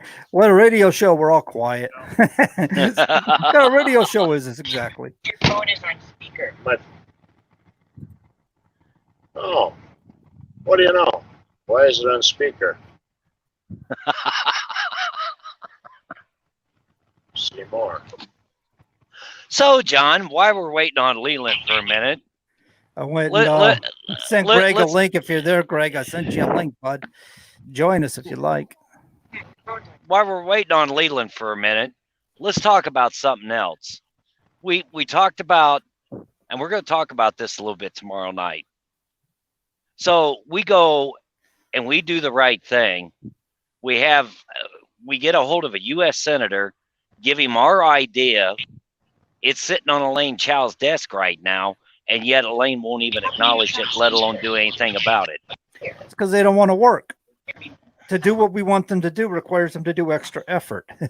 They don't want to do it. Now, you got to realize that in order to do it, they're probably going to have to afford some money towards it. And therefore, they're going to have to wait until they do another whole submit for a what do you call it there? Their expenditures, their budget. They're going to submit a budget. There you are. There Ladies you are. and gentlemen, Leland Schmidt has just fired off his cell phone. And the crowd Technical roars. difficulties. So, Okay. but here's the thing.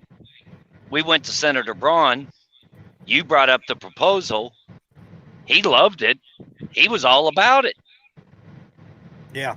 Everybody we've talked to, all the drivers. Yeah, great idea. It was brought up last week on the Schmitz's show. Yeah, Joe danced around that. He didn't even acknowledge it. He didn't even dance. He just like, Wait a minute. What did I bring up?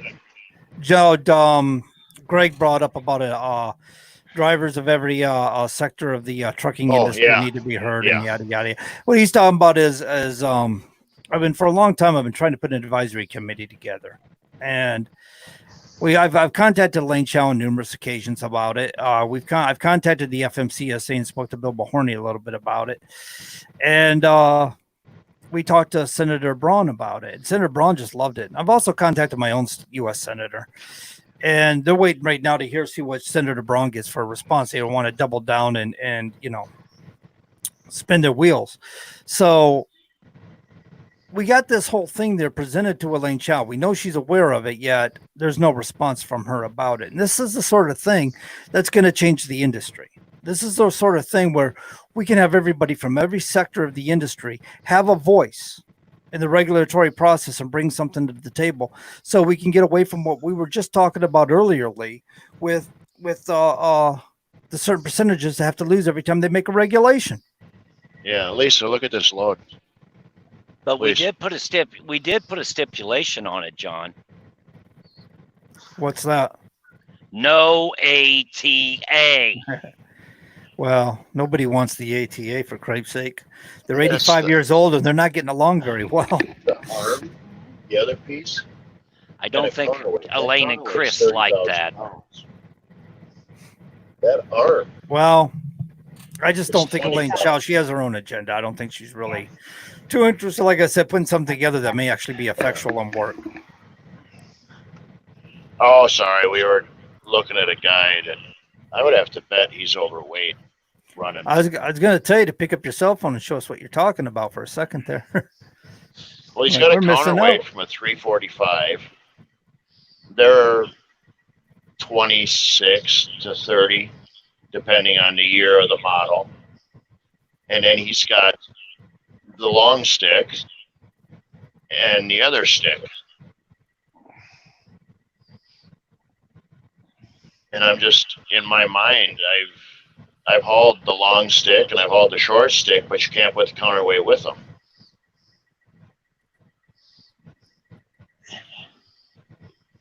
So Oh, I see what you're saying. He overloaded it. yeah, Acquired 2 trucks, and he's trying to use it on one. yeah, Probably going a Yeah. short distance and figure they get away with it. I don't know. yeah. But then again, I've worked for people, you talk about outlaw trucking. A lot of people don't seem to understand exactly what that means. They think if you cheat on your logbooks, oh my God, what an outlaw truck driver, right? He's a big time outlaw. But back in the day, these guys would pick up these steel loads and they double steel load. You're talking about 90,000 pounds on a truck that's already weighing 34,000 pounds. They're running down the road at 124,000 pounds, dodging every skill on the countryside on 2-lane roads, just squashing their tires and wearing out their brakes, Well, guys used to get 2 coils out of Chicago up to A.O. Smith. Used to put 2 45,000-pound coils on. Now you're echoing, I think. Company called TTI out of Eden, Wisconsin. Well, I used to haul them all the time, sneak them up through Chicago and get them to Milwaukee. I used to run dual coils out of Cincinnati, but they weren't over 80,000 pounds. I know I snuck a load of wood out of Pennsylvania all the way back to Wisconsin. It was that like $500 a foot kind of wood that they had up in around Scranton, if I remember right. We pulled it out of a lake or a river, and it was like 300-year-old black walnut and stuff like that sank when they used to run everything down the rivers. If Lisa can hear me, I muted her out for the echo. Oh, okay. I mean, I picked up a load that was supposed to be 38,000 on the bills.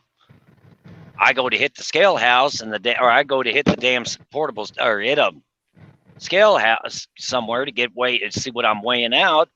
I'm grossed out 86,000 pounds. Oh, I had fun across the Pennsylvania Turnpike that night. Right. You don't want to get caught like that.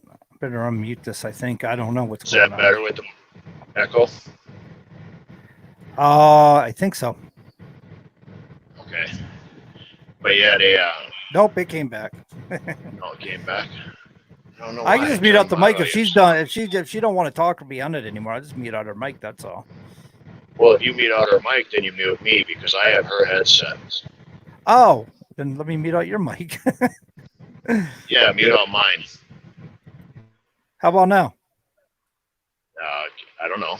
Yeah, there you are. That was better. Yeah, it's much better. That was better. Okay. So we see Leland and hear Lisa talk. But I went across Ohio and I got on the turnpike there, and the woman goes, "Oh, there's problems. You need to go back up and weigh this again."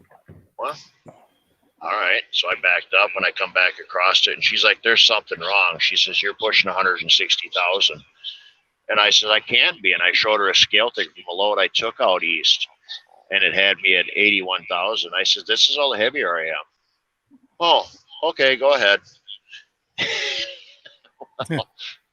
We loaded the trailer, the front part, to where I was 40,000 on my drives. I said, "Well, I can put 40 on the rear."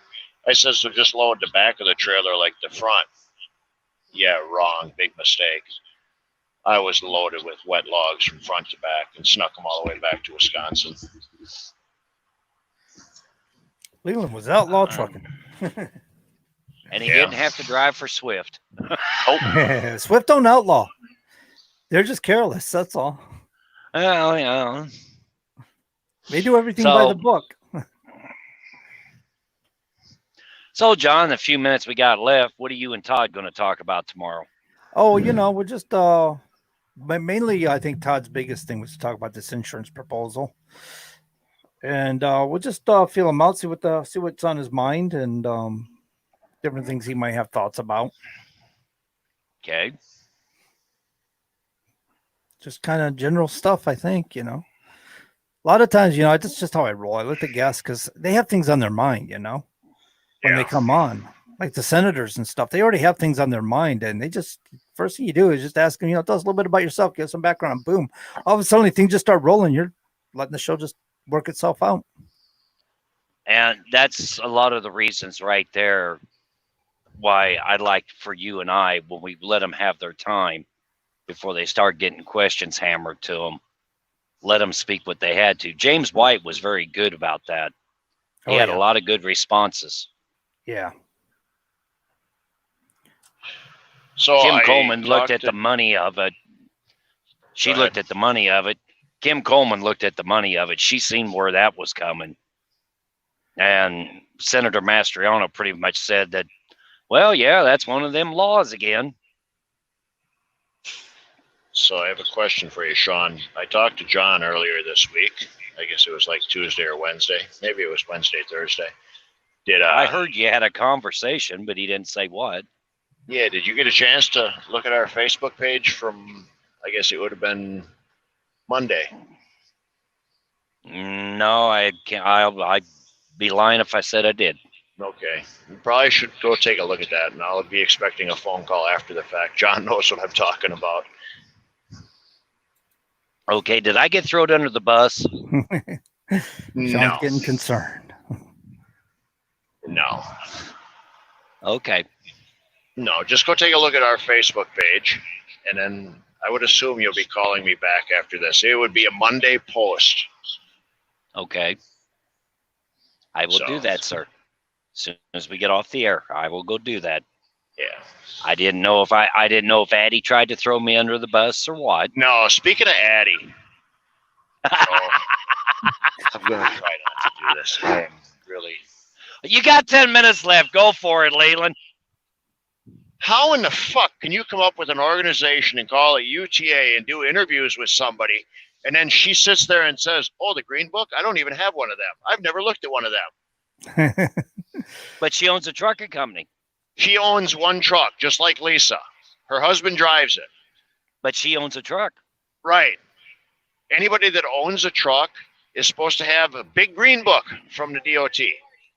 You know, here's where I have admiration for Lisa. And I'm actually going to say this. I was talking about you. You better turn your phone on so you can hear it. I know she's hard-nosed. I know she believes the way she believes. I can respect that.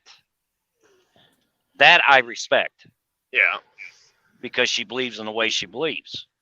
But one thing about Lisa, she is capable of pulling out that book just as well as you are. Yeah. Now, you're trying to tell me Addie's found his Ava and she can't go buy a green book? Apparently not. She doesn't know what a green book is.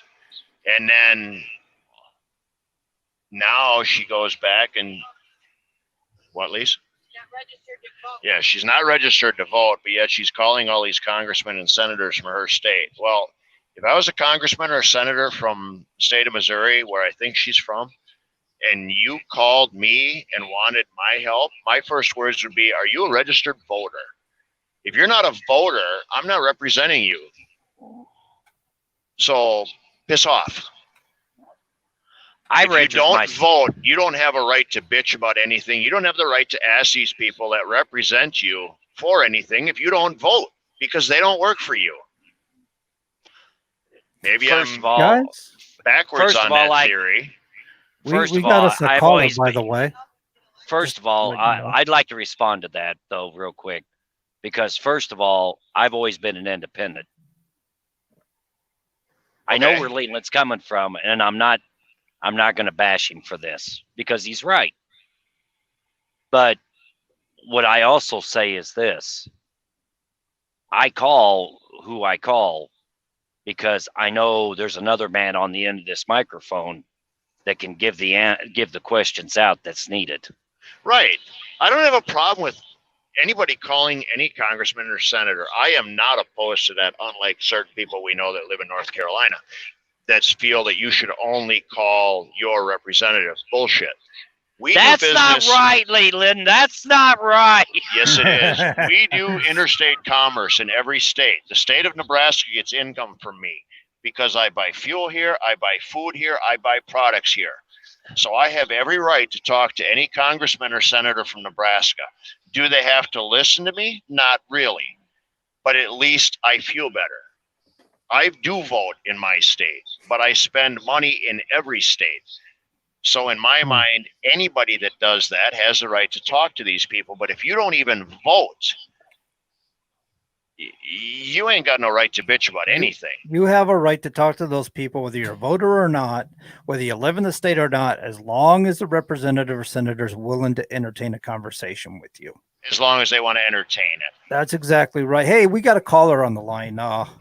No, I I'm gonna think get chewed it out. might be Mr. Greg Anderson, but I'm not sure. You there, caller? I'm here. How are you? Hey, we're good, Greg. How are you? You doing? I'm out here in San Francisco enjoying the culture here, I guess you'd say. Just want to wish I'll go in y'all the a rest happy areas. 4th of July. Oh, watch where you are. Watch Hey, where is you there are. a We're pla- bend is over. You there- might be in trouble. Is there a banner flying up around San Francisco right now, Greg? I ain't seen no banners, but I'm on the south side of it, so they could be Oh, over there. too bad. You know, it's different I on the other side. He's looking for that I- Pelosi for prison banner. Yes, I was hoping so much that Deanna put that banner up in the air one more time. Pelosi for prison.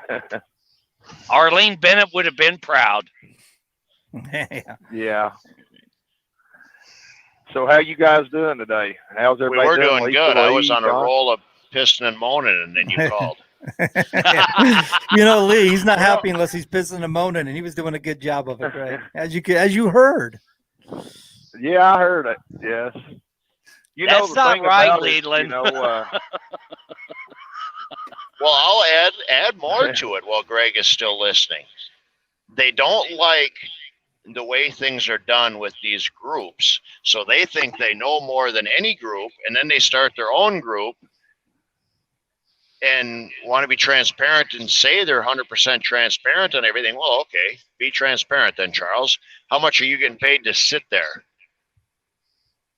You know, you want to be transparent about crap. the thing about transparency, it starts with an individual. Transparency starts with your own business.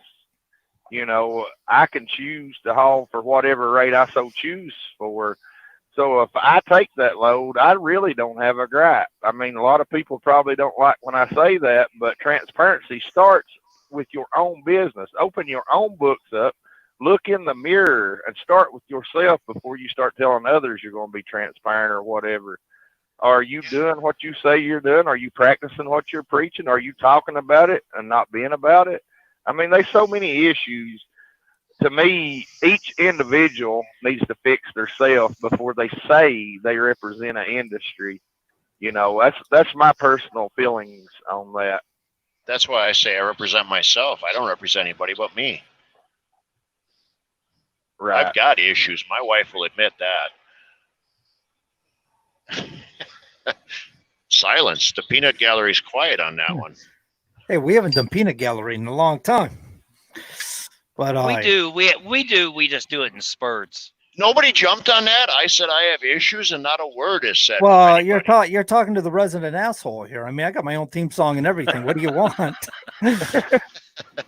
All Have you ever heard it? I mean, I'll sing it. No, please don't. Please. I've heard you sing enough on the phone.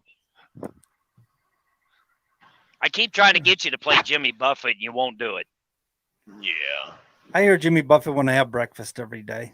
They played at the diner, so I guess I'm all content. But I do have my parrot. I do have a parrot on my chest. I was a parrot head. I'm not kidding. I got a parrot, man. Hey, Right there. I was washing clothes today, and I got to hear Pink Floyd. There you Oh, I love Pink Floyd. They rocked. They still rock. What am I saying? I was in a truck stop in South Dakota 3 or 4 weeks ago, and a guy had a parrot on his shoulder walking around. And I asked him, I said, "Does that thing talk?" He said, "Yeah." He said, "Talk to it." And I started talking to it, and it never said nothing. I said, "Well, it must not like me." He said, "No." He said, "Give it a minute to warm up to you." I kept on talking to it, and I said, "Well, y'all have a good day." And it said, "Oh, y'all have a good day." I said, "Well, keep on trucking." It went, "Oh, keep on trucking." I said, "How much you take for that bird? I'll buy that bird." Yeah. Yeah, that's See, the that guy's first time smart. I've seen a lot of pets, but never a bird in the truck. That guy's smart. He went and got himself a pet to talk to, so the pet repeats what he says, and he likes what he hears, and he's having a good conversation. Me, myself, I talk to myself because I know that's the only way to have an intelligent conversation. Well, you know, you can't never be wrong if it's agreeing with everything you say. So that's a win-win. I know a lot of Right. people I'd like to buy that bird and send to. You know what I mean? Absolutely. And now you know why I like Gene, John. I could say anything, he'll agree with it. All I got to do is give him a treat. Yeah, he's just wagging his tail. And he just wags his tail. Dogs are great. Dogs are great. Yeah. I like cats too. I'm both. I like cats and dogs. I was saying that earlier about the squirrels, man. A cat, my daughter's cat actually, but yeah, that thing would jump up in the trees and swat the damn squirrels, clean out the trees. It chased those things all over the place. I've been noticing, I don't know about you guys. I don't know where you're in Wisconsin, Lee, but over here in New Hampshire, we've had an influx of rabbits and squirrels and chipmunks. And we still have hawks around here, right here over in the yard and stuff, owls.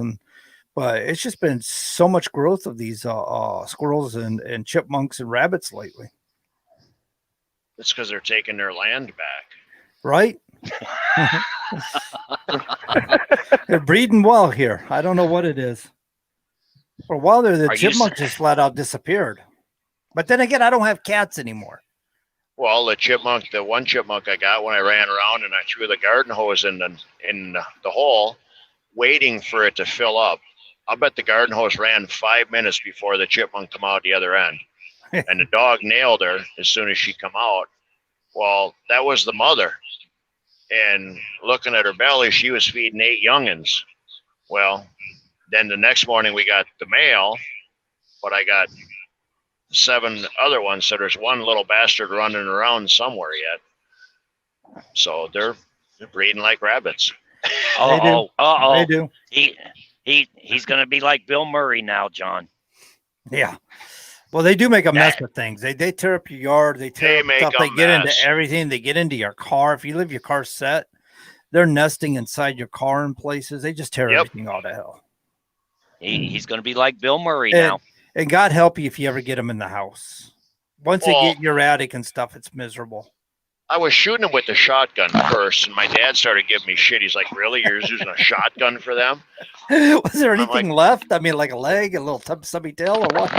Yeah. Well, then I thought, well, I'll get them with the 22. Well, then I realized the 22 was 1.5 feet off. So at about 80 feet away, you got to aim a foot in front of them, and you hit them dead nuts every time. You had a bent barrel. No, my sights were set too high. Oh, I was set for shooting further away, and I couldn't get the damn thing to drop and go up to bring the gun down. So I just, the heck with it. Oh, okay. Well, I thought you said in front of them, so I thought you had a bent barrel or something. Well, if I wasn't going to get him with the 22, I thought, I just got a 44 not too long ago. I had to start popping them with that. There won't be much left of them. There wouldn't be nothing left of with the 44. You don't want to mess at all, do you, Leland? No, I just want to have fun. It's like the terrorists and everything are going to come out and terrorize all this country folk. It's like they don't realize we sit and shoot shit for fun. Yeah, right. Wait a minute, John. Can you imagine Leland with a 44 out there, and one pops his head out of his hole and says, "Okay, punk, make my day." When he pops out, Leland will have his ass. Shit, it's like playing whack-a-mole for Leland, catching him as the top of the hole. Well, it's better than a 280. I don't know what would be worse though. 44 would be 280. I don't know. He likes the hype. That's one thing I do like about 22s. They're little fun guns, little pop guns. They're cheap to shoot. Cheap. You can go find anything cheaper to shoot than a 22. Little target practice and stuff. But man, when you want to feel something, you pick up a bigger caliber. Well, and it holds 18, so all I got to do is go doop, doop, doop, doop, doop, doop. Yeah, right. It's automatic. It just depends on how fast you can squeeze that trigger. Yep. See, all I got's a 20 gauge double barrel, gentlemen. So I get 2 chances.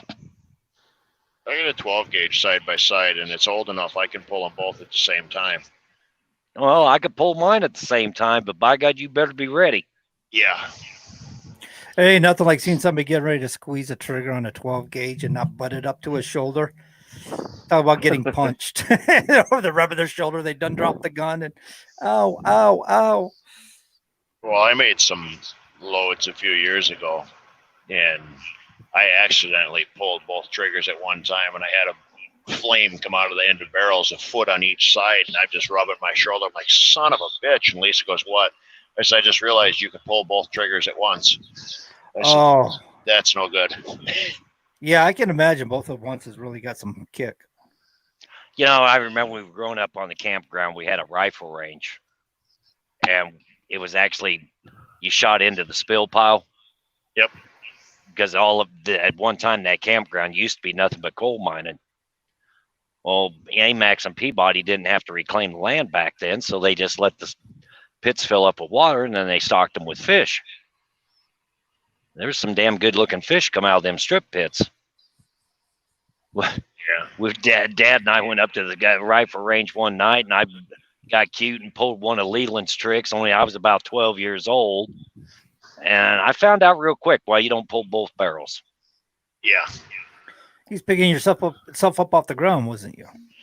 I was having a little bit of fun that night. Of course, my dad was laughing his ass off. Oh, hell yeah. My granddad had an old 8-gauge, I think is what it was. I can't even remember, but he called it an elephant gun. And I asked him one time, I said, why don't you never shoot it? He said, I'm waiting till you get bigger. Well, I was about 14 years old. I said, I think I'm big enough to shoot that gun now. No, I wasn't big enough. I still ain't big enough. Saying that thing like dislocated my jaw and shoulder. I was saying, it must have been a big gun. They used to have those, man. Them elephant guns. Well, I guess they still do, but. Did you ever see the video of them guys? I'm assuming it's overseas, of the guys that are shooting that, I think it's a 454 rifle indoors, and it literally blows the guy out of the chair. He's sitting in a chair like you're in, John, and he literally it rolls him backwards and flips him over. I mean, there must have been 20 different guys that were shooting this gun. Oh my God, I was laughing so bad.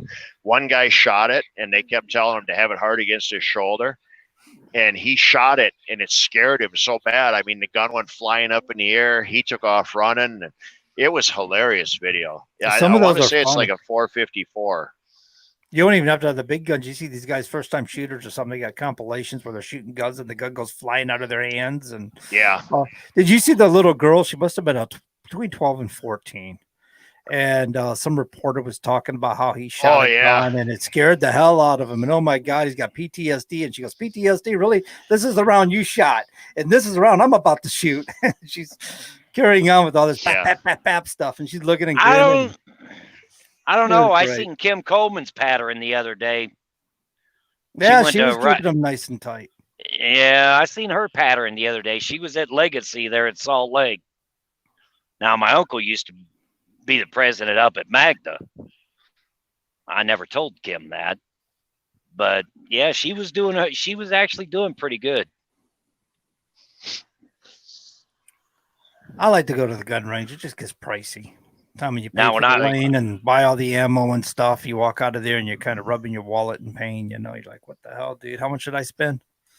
But now, when I was in the Marine Corps, believe this or not, they wanted your pattern the size of a quarter. Yeah. I had a worst gun I think I ever shot was a buddy of ours took us to the pit, and Lisa was looking for a new gun. So he had a Ruger 44 with a rotating barrel on it. You could fit 5 shells, and it came up like a revolver would, you know, in that drum barrel. 5 came up, and she shot it, and that's the gun we decided to replace her 270 with. But he had a 10 gauge, and he put a 3-inch Magnum slug in that 10 gauge. Oh my God. My shoulder was black and blue. I shot 1 shell, and I'm like, nope. I handed him a gun back. He's like, shoot the rest of them. I'm like, nope, never again. I said, that's enough. I ain't shooting that subbitch anymore. I still bust my shoulder. But it just literally made me all black and blue. That was the way you felt? Was that the way you felt, Greg? Very much so. I can still feel it just talking about it right now. That's been many years ago, man. I'll never shoot that thing again. That pain is imprinted in his brain. Yeah. Yeah. So I haven't got to ask you, John, what do you guys think about the new infrastructure bill and how they tried to shove this insurance deal in it? Well, we're going to talk about some of that about that tomorrow night on our show. We're going to have Todd Dills on, and so he wanted to talk a little bit about that.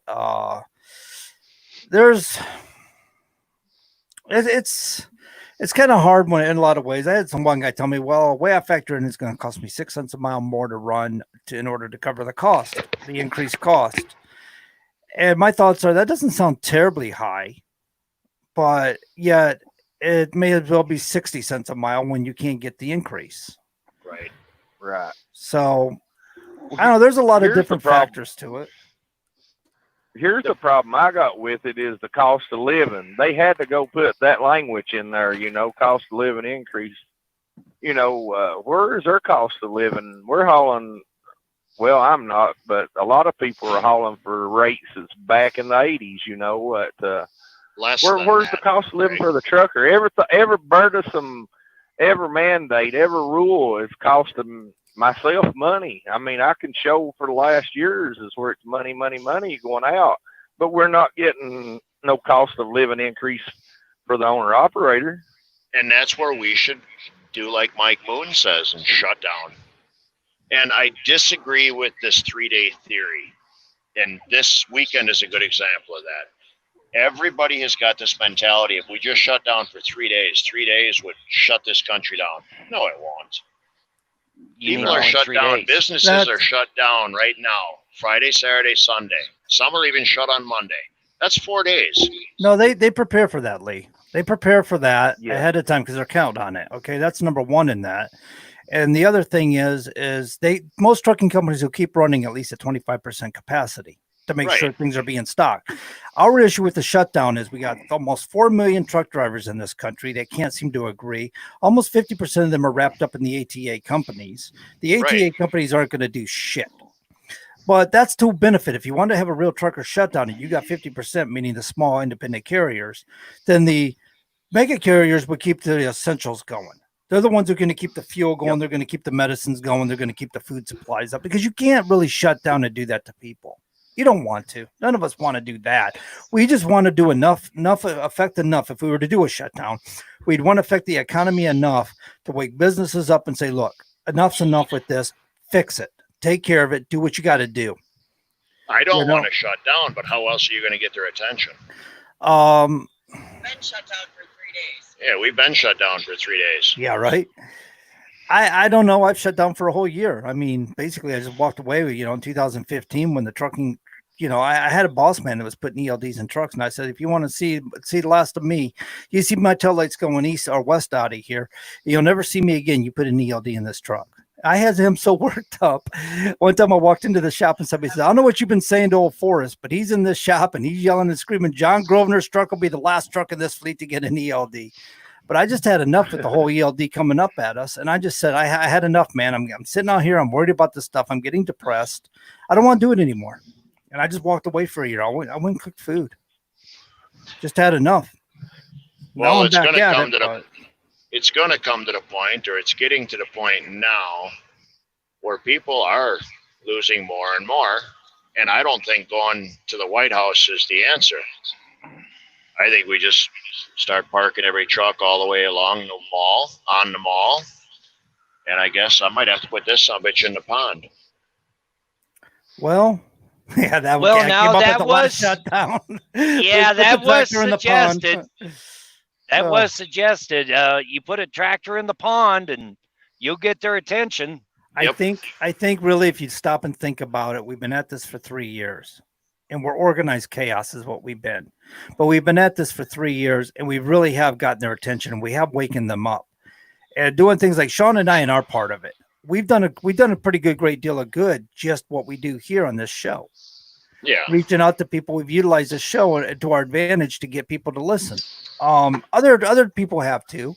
Other groups have gotten, I know you and Lisa many times have sat down with different senators and stuff. Yeah. And some of those people were heads of the committee.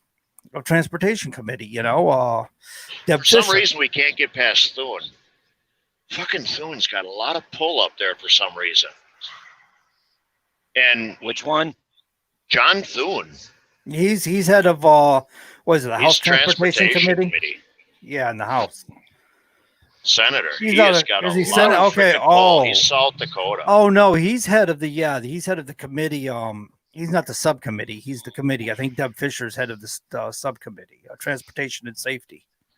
And I think we could get really far if we could get with, I can't think of her name, Eleanor Norton Holmes, Washington, D.C.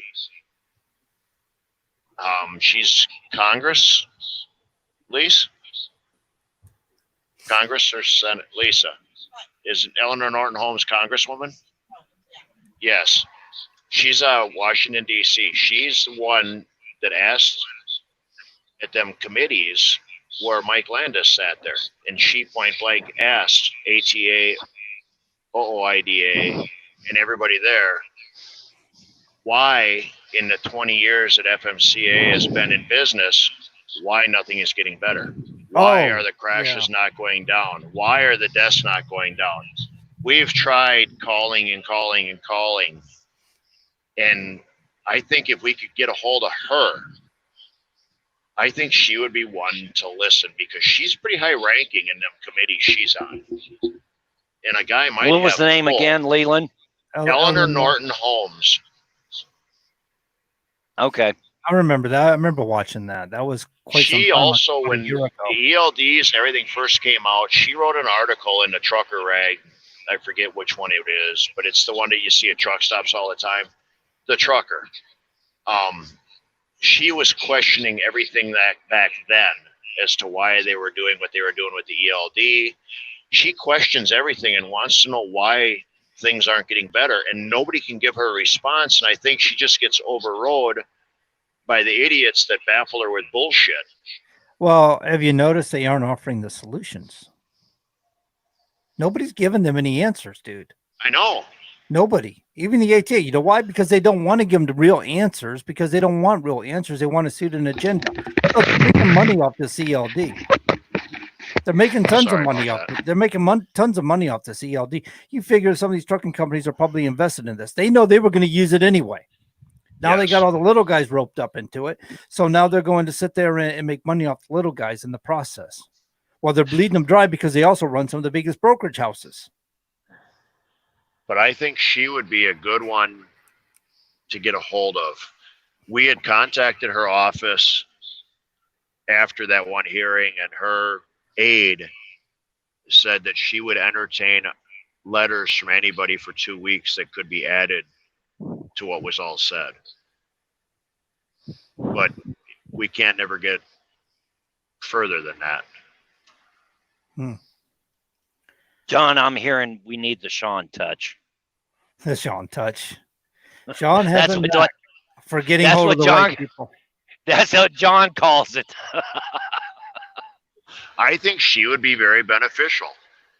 She's a Democrat, but I don't care, because she wants to know what's wrong. She's trying to understand it. Like you said, nobody will give her the facts. Well, there are people that want results, like her and you and myself, and there's people out there that don't care. They don't want results. They just want to know how much money they can make off a circumstance. That's like not to get off track here, but somebody brought up about BLM, and my thought is, what great opportunity it is for people involved in BLM to create such a movement, because how many millions of dollars are these leaders in BLM making off from this? You know, do you really want it fixed when you got a thing going? Yeah. I don't know if they do or not. I'm just saying it's opportunistic to create something like this.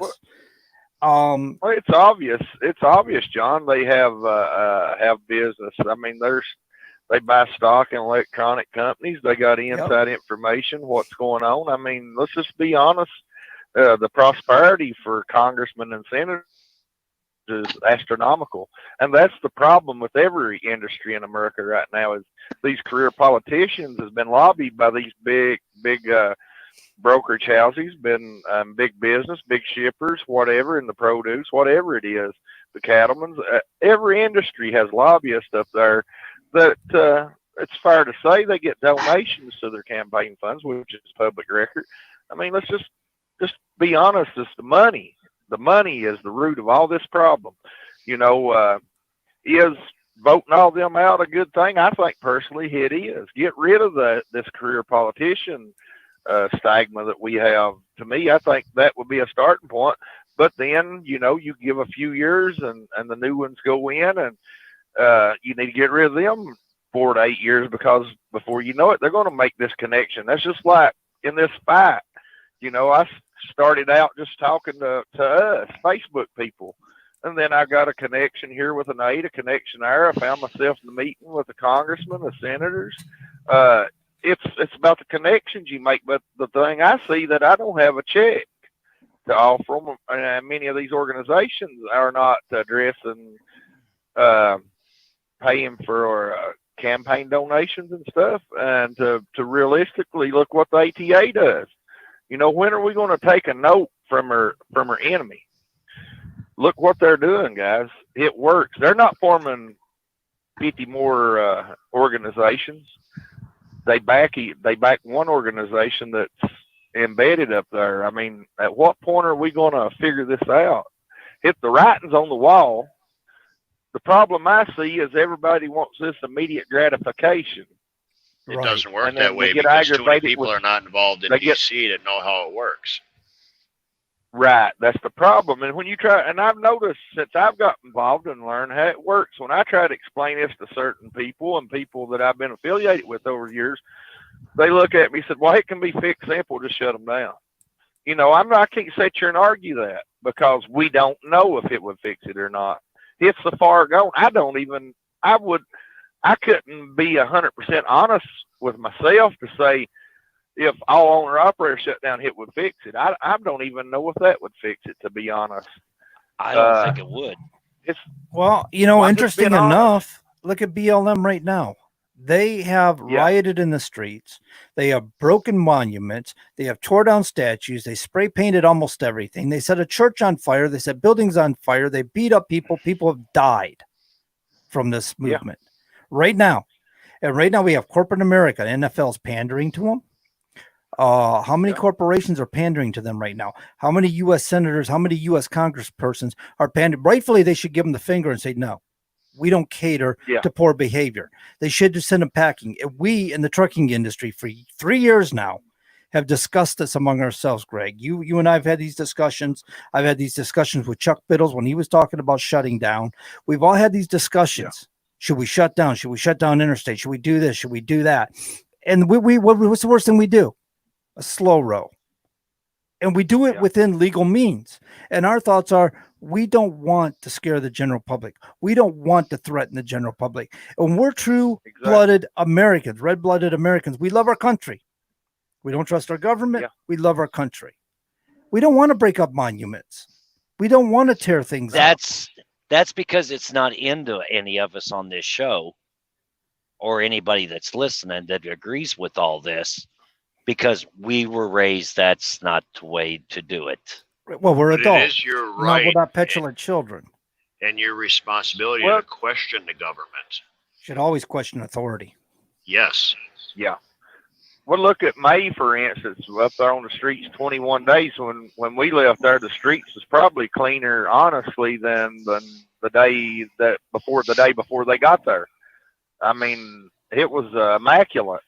All the trash was picked up. There's no cigarette butts nowhere. People went around picking up cigarette butts, cleaning up after ourselves. We're American patriots. That's what we believe in. Exactly. If we make a mess, we clean it. If we don't want to hurt the fellow man, we want to help the fellow man. They were probably wishing we were still there, though. And live the American dream. Right. I mean, I question if they weren't trying to get you out of there. They knew this was coming, Lee. Yeah, that's what I'm thinking. That. I'm thinking they were thinking if we would have been there, there would have been a big problem because we would have been probably in front of the police blocking all the protesters. In case in point, look at poor Rosemarie. Drops her phone right in the right in the sewer line. And here comes a guy out of the White House. I don't know if he was a janitor, custodian, or what from the White House, and fished it out for her. Yeah. Now, she said it worked after a while, but it stunk like hell. But Right. she's using that phone. Oh, I'm pretty sure she cleaned it up quite well now. Yeah. Knowing Rose said something to the effect of but using a lot of rice. Yeah. Oh, well, just to rice get the will water absorb. out of it. Yeah, it absorbs the moisture as well, like crushed charcoal or baking soda and stuff like that. She But, said she yeah. was using her headset for a few days. Oh yeah. Yeah. I imagine she didn't want to, hold that thing with a glove. I think it's But they time to get a brought, new phone. it's like you said, John, they knew that something was going to happen. They wanted us out of there. I thought they so didn't- too, and I kind of wonder if that wasn't what instituted the meeting in the first place. Is they knew they had to do something to get you guys out. Yeah. Maybe they just decided to give you a meeting anyway. I don't know. But it was a Well, whole it does thing. What I seem strange. heard, what I remember was is as soon as we had our meeting, they questioned, "Now, are you going to leave?" And it's just Yeah. what, a matter of days, a week or something after Yep. after the truckers were gone. Boom, there it is, riots in the street. It's almost like Greg, they when knew it was coming. Yeah. Greg, when was the last truck left Washington? Would have been I the think- 23rd. 23rd or 24th, yeah. Yeah. All right, 21st or 24th, we'll just say. And when would they start going to when they start marching on Washington? I think the guy got killed Tuesday. Yeah. So a couple days later. I think there was a little bit of word going on, but I think what happened with George Floyd just put the feather on the top of the camel's back. When I looked it up, and it wasn't BLM, it was some of the other ones. I think it might have been the new Black Panther Party, but they had dates set, dude. They had dates within that time frame set, and like you said, I think the George Floyd thing kicked it up ahead of time. But they had dates Yeah, but set. I'll bet they were wishing we were there, kind of in a way, but glad we weren't.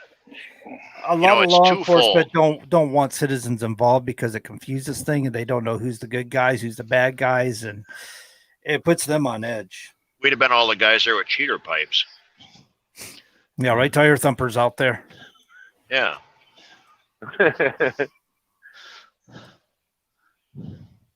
Yeah. Yeah, it's sure. This year has been, I don't know, it's different atmosphere, this craziness, the looting, the rioting, and I've told people, man, I know a lot of people don't follow the Bible, but this world ain't falling apart. It's falling together. It's coming together. Well, if you're anywhere in the Bible, it's the point where they talk about separating the wheat from the chaff. Yep. What? Yes, it is. Lee, we lose you. I don't understand what you're trying to say. The wheat from the chaff is when you separate the good from the bad. So right now we're at a time Yeah. period where God would be separating his from the adversaries. All right. But I'm pretty sure before any of this happens, you have to have all countries have to agree. There has to be peace in every country in the world. Yeah, you're talking about the claims for peace and stuff like that. This is happening internationally. This isn't just some U.S. thing. This is happening across the globe. Right. All these riots. Yeah. It's happening Right. in England. It's happening in all places in Europe. It's happening all over the place. So it's I guess it reaches a point where you're talking about where they talk about the world peace, and they used to say that before. Once one man claims world peace, that would be a sign of the last of days. Yeah, and then it's 7 years.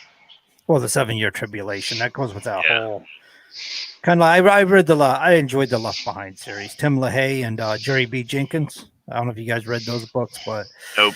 they got in a lot of last days prophecy stuff with Tim LaHaye, and I thought he outlined things pretty good, but it's not really that descriptive in the Bible, I don't think. But as an educated man and in the Word of God, I thought he did a pretty good job putting things together, in a fictitious story.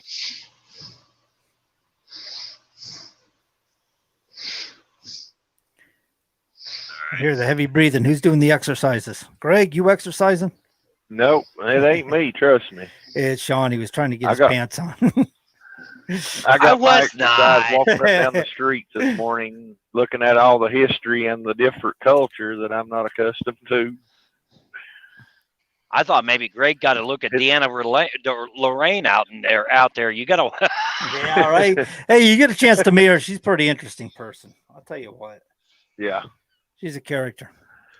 So when are you Well, getting empty out there, Greg? Do what, Lee? I broke When up. are you getting empty? Well, I just went out and ate, and basically I've left the city now, and I've came over here to Ripon and parked at the truck stop now. I just went out to eat. Joe Denny had one of his buddies. He was down in Florida. Called me and told me a good little restaurant, and I went over and I got an Uber and went over and I ate and went and saw the bridge and just done a little bit of tour stuff this morning. It got so hot. By 10 o'clock, I had to retreat to the truck. San Francisco, the Bay. Yeah, but if you're at Ripon, you're probably at the Flying J. Oh yeah, I'm here now. Yes, but this morning that's Okay. where I was at over there. Well, we're going to be sitting here at Grand Island until Monday, so. Yeah, I'll be here till Monday. Also, everything's shut down this weekend. Yeah. All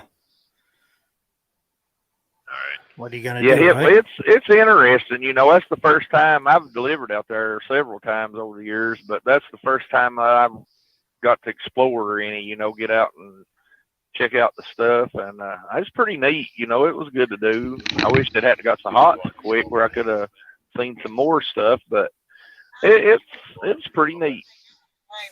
Well, enjoy it while you can, because I just read an article today. Elon Musk is getting ready to pull Tesla out of there. Yeah. Oh, Lee just vacated his seat.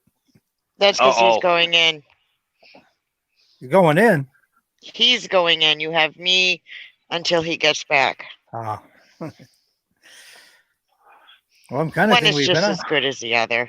Oh, well, we'll take you, Lisa. We're not upset.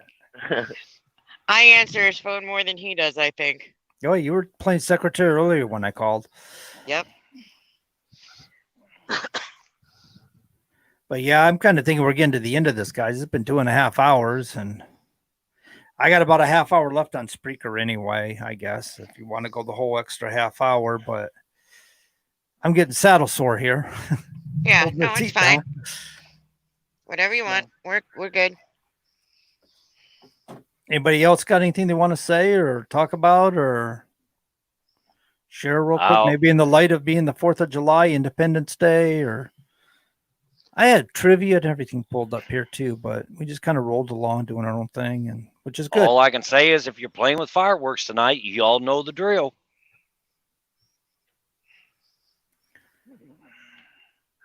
I'd like to add to it. I'd like to say, you know, that remember what this day was about when Columbus come over, and it starts from there.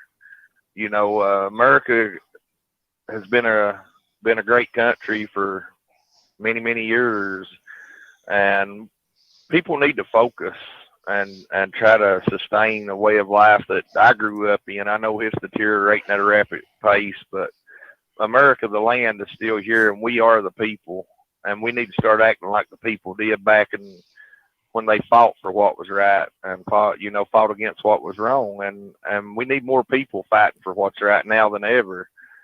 If we don't, we're going to find that are generations to come are not going to have the comforts that we did in this country.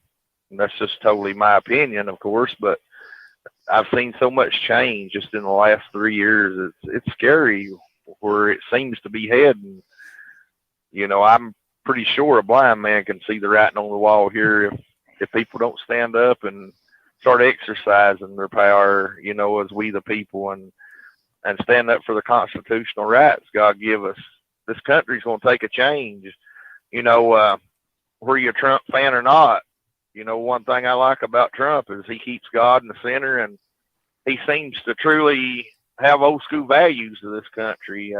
Do I agree with everything he does? No, I don't agree with everything everybody does, and I'm sure they don't me. That's what makes us unique. That's what makes us American patriots. You know, I think next year, beginning, finishing this year, whatever, people need to stand up and really get their voice here, their opinion out there, and be more patriotic. Let's bring this country back where it used to be. I think that's what ticks us off about the Antifa and BLM movement, as we keep hearing these anti-American sentiments coming from these people, referring to each other as comrade, and it's disheartening to folks like you and I. It really is, because we're patriotic for our country and we believe in it. And even today, at this particular moment in time, as much changes as we've seen in the United States of America, truth of the matter is, when the King of England was running things over here, it was brutal. Them guys would run you out of house and home and just take your property, or they just move in with you and take over. They come and killed you for the simplest things that they're doing today, right now. This protest, they killed you for this shit. They hung you from a tree in front of God and everybody and said, this is how we treat insurgents. And here in the United States of America, we tolerate them. We let them burn down a church. We let them burn things up. We tolerated them. Told them they had a right to protest. I don't really agree with that. I know according to the U.S. Constitution, you got a right to peaceably assemble. It doesn't mean burn stuff up. It doesn't mean tear stuff down. It means you assemble like grown-ups and you discuss matters and you present your issues before Congress, like we were talking about. We truck drivers have been doing for 3 years, right, and beyond. We watched a guy blow up an ATM machine and kill himself. That's poetic justice. Probably not a very nice thing to say on my part, but if you're gonna do stupid things, and well, these guys blocking up roadways getting run down, I'm sorry, you don't play in traffic. If you want to live a long, healthy life, don't go on the interstate playing traffic. Right. That just lacks common sense. But we still live in the greatest nation in the world. We really do. Yep. And we still have an opportunity, as far as, and they are catching people. In fact, these guys committing crimes and doing the wrong things out there. And I know Black Lives Matter has spoken up against that and said, you're all just making us look bad. And, but they are catching them on videos on Facebook, social media and such. And to the point that some of the organizers or people doing this announced to stop video recording what we're doing. We're getting arrested. Right. I saw that. I thought that was great. Well, we watched 3 of them last night, John. Yeah. They brought it on themselves. There's no reason to act out the way people are acting out. We're frustrated as truck drivers, and we have been for a very long time with these laws. I mean, we dealt with them for 40 years and they've been unrealistic, and we know it. And we're trying to deal with it the best we can, like grown-ups. And we keep going. We keep plugging it forward, guys. We're going to make headway. It's going to come. We're coming together, and we're getting better organized each and every passing day. We're doing it. But on the other hand, what they're doing is getting their attention. They're using it. Yeah, they're doing that, but they're getting the wrong kind of attention from the majority of people. Aren't actually, my take on this is a political coup. I think the left is trying to use this and play this against Trump and the right. Oh yeah, it's pretty obvious, and corporations are feeding right into it. It's disgusting. The thing about it, though, is what are they going to accomplish? What is their benefits versus their non-benefits out there? So there's going to be a lot of them in prison here after this is over, when like the videos and stuff. So are they really helping their people, or are they really just making their people look bad? My opinion is they're making their people and their heritage look poorly. I've seen several leaders in that community express that same theory. We got us a Florida caller want to come in here. Since we got a few minutes, I'm trying to open up his mic. My system's a little slow. Well, and it's like I said on our radio show, right when all this protesting first started and they started the looting and all that, I said, sitting your truck on a street with a sign on it is only going to get you so far. It is what you do after the protest that will actually accomplish things. You go and meet with the committees that make the changes. You go and fill out, complaint forms or whatever it is you got to do. I agree. That's exactly right. You want to create awareness, and once you've got the awareness and the attention, then you capitalize off it. Right. Yeah. So we got a wireless caller from Florida. It looks like 7106 are the last 4. You there? Yeah, what's happening? Hey, this sounds like Wild man. Bill. Yeah, it is. Hey, how's that? Old Forrest Gump, he always had a good old saying, stupid is what stupid does, right? Right. Yeah, shoot yourself in the foot, right? we're seeing it at its finest, okay? Okay, and the main thing I paid attention is I don't know if everybody's noticed because I'm usually on every trucking site posting stuff, and I ain't been on nothing. I've been ghost for a good minute now because I'm for my country first before I got to get with the country, for this trucking. All right, so I'm on other groups that are for the country. I'm a veteran. I gave my oath. My oath is to this country, and it will always be to this country. Absolutely. And that's where I stand. My aim is better than it's ever been right now. Trust me. I've been doing my practice. You're right on it, huh? So, hey, Bill, how's that? I look at it, we're about to go into a civil war. You were trying to organize a bit of a truck show or gathering down there in Florida. How's that coming along? I kind of got put on hold, kind of watching stuff. I mean, if you're about to go into a civil war or something stupid, what's the use of having a truck show? Well, I think we should move forward, brother. You kind of got to watch what's going on. I am moving forward with it, but at the same point, I'm watching what's going on because I'm worried. I'm worried for my kids. I'm worried for the country. We all are. Stuff going on is just it's not even remotely closely right. And the people that I'm with, they're like, yeah, this ain't right. We got to be ready. Absolutely. You should always be on your guard. But at the same time, in the face of adversity, we always smile, right? You sing your song, you do your dance. I'm smiling. I know where we're going to win. I ain't worried about that. I mean, if you look around right now, what's going around the country, you don't see, every protest that's done, tried to stand up on Independence Day has been shut down bigger than crap. It don't go nowhere. Yeah. You picked the wrong day to try to do that. Right. So that should show them something right here today should show them that, hey, we might want to back down a little bit because there's a lot more people than we are right now. I understand there's corruption out there. We all know that. Didn't nobody agree with what went on and stuff. I still think it was a setup, but that's just me. You're not alone. At the same point, I'm gonna be ready. Yeah. I'll be the one ready. I'll have your back. I got the cops' back. I got your back. Okay. That's just the way I was trained, the way I am, and that's in my blood, and that will always be in my blood. I fought one war. This one looks a hell of a lot easier than the one I went to. Yeah, right. Right. Guys coming at you with a sock full of coins isn't going to quite cut. But these guys, I don't know, man. I've seen some guys shooting, what they like to call military grade weapon, and really just but they're shooting out their ass. They couldn't hit a moving target. Right. Well, that's the problem. What they're doing is they're hitting innocent people in crossfire. Let them have their high points. They'll be throwing the high points at us before it's all done because the high point ain't gonna do them a jam up. They were bragging about how High Point gave them a bunch of weapons. I'm glad they did. That made me laugh when they were talking about it. Oh, we got ARs from High Point. That ain't nothing but a big rock. Yeah, good for you. You get 2 shots out of it, you're gonna chuck that thing at somebody because you're gonna get shot. I've had a High Point in my days, and I got rid of that thing as fast as I got it. It's a lot easier to your high point, your easier. AR, and I'll come at you with a 280, and we'll see who gets who further away. What I want to know is, you just said a corporation. Easier. You just said a corporation gave them the artillery. Yeah, High Point gave it to them. Gave Chaz the artillery. They contributed to their crimes. Yeah. Exactly. Sure they make a shitty pistol. What do you expect? Right. It's a lot easier to outrun. It's a lot easier to outrun an appliance than it is any time of a bullet. Let's face facts, gentlemen. I took I had a 40 cal High Point. I took it apart, cleaned it, put it back together. That will not fire. Took it to a gun guy. He says, "What's the matter?" I said, "I took it apart and cleaned it." He said, "You took it apart?" I said, "Yep." "No, it won't fire." He said, "Throw it away." He said, "You can't take them apart. Well, you cannot take them apart to clean them." Because I can't stay on long because we're about to do a bunch. They actually released the firecrackers here in Florida, and I brought a stockpile down from South Carolina with me, some good ones. And we're going to do them in the front 20 with the girls.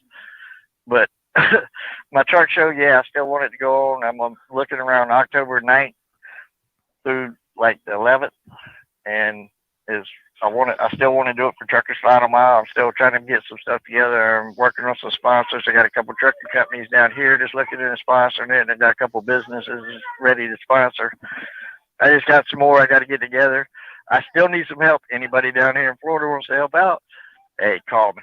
You know, Absolutely. lithium. You So know that's what, what I want to John? hear, man. Because you know Whatever what, you even if we do. did go into a civil war, it's not going to happen by the end of this year. It's not going to go that way. I don't think. You still got No. to plan. We still got to do the things we do, and I think your truck show's a great idea, and I think We that just it'll gotta be help vigilant, in the watch, long run. and watch everybody's back. Is what we gotta do. Yeah, You know, everybody's gotta watch absolutely. everybody's That's back. it.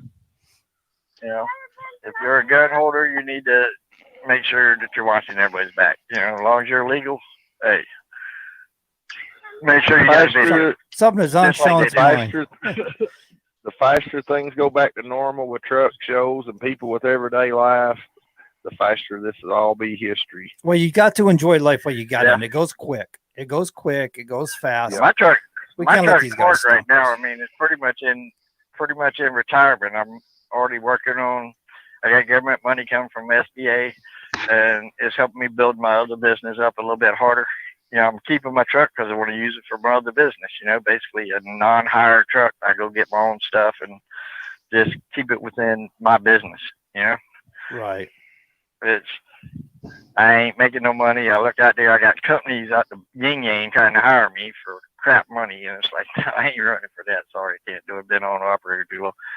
So I'm surviving and doing what I got to do.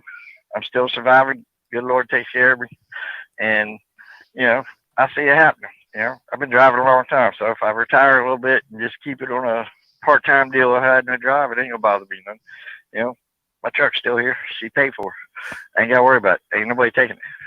She's Right. a good truck. Absolutely. You know. So, but yeah, that's pretty much what I'm gonna do. I'm about to jump back on the bandwagon with the truck show and try to get this done and make it happen. You know, part of that money I'm getting from the government is going to actually help me make this happen, and you know, because it's helped me improve my property up there where I need, where I'll actually have restrooms and stuff up there and stuff like that. So, because I got a whole business I'm setting up that's Nice. going on. So, Yeah. But guys, it's getting And- towards the end here. I thought maybe we make a few announcements, go ahead and close this thing up if it's okay with you guys. I figure Lee, we know what we're doing tomorrow night. Sean and I are doing Independent Trucker Show tomorrow night. We're gonna have Todd Dills on. We're gonna have a great conversation with Mr. Dills. Leland, what are you doing Monday? You got anything planned? I guess we're going to be going over the bill Monday night. Is that right, Lise? Yes. And I'm going to be bringing a few things to light that have been bugging me. So I'll have my 5-minute rant, which will turn into more than that probably, along with the bill. Yeah, we'd expect so. Oh. So, and a few things in the works we're going to let out Monday night probably. Nice. Gonna be a good show And I'd Monday like night. to give a plug. I'd like to give a plug for Tuesday night. The USTA will be starting their first podcast show. I'm thinking Tuesday night around 6 p.m. They're going against my girls Tuesday night at 6 p.m. Who's at 6? The It's hard to Witches keep up Brew with does them, a John. 6 o'clock. We Tuesday were discussing this. Who's at 6? show. The Witches There's nobody on Thursday night, Greg. Brew right here on the Truckers Independent Broadcasting Network. We have a Tuesday show 6 p.m. TJ and Baby Doll do a show. From You 6 you better wow. pick a different night, Greg. You got Thursday nights open. Thursday night's open. That's I'll as get far with as I them know. and talk to them about it. Who's Wednesday? Sure will. I don't know who's Wednesday. I think Wednesday and Taylor's going Thursday's back open. Wednesday. Taylor All right. Taylor Marker's so- going to be doing his Wednesday, I think. Yeah, I think What, Taylor please? does do Unplugged.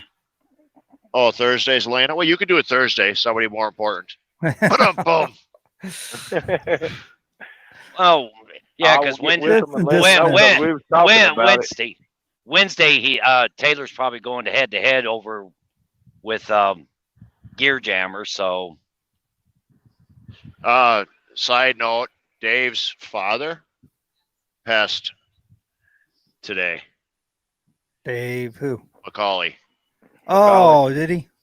Yeah. Well, our condolences go out to Mr. Macaulay, Dave. You're a Yeah, good man, and we were sorry to hear that bad news.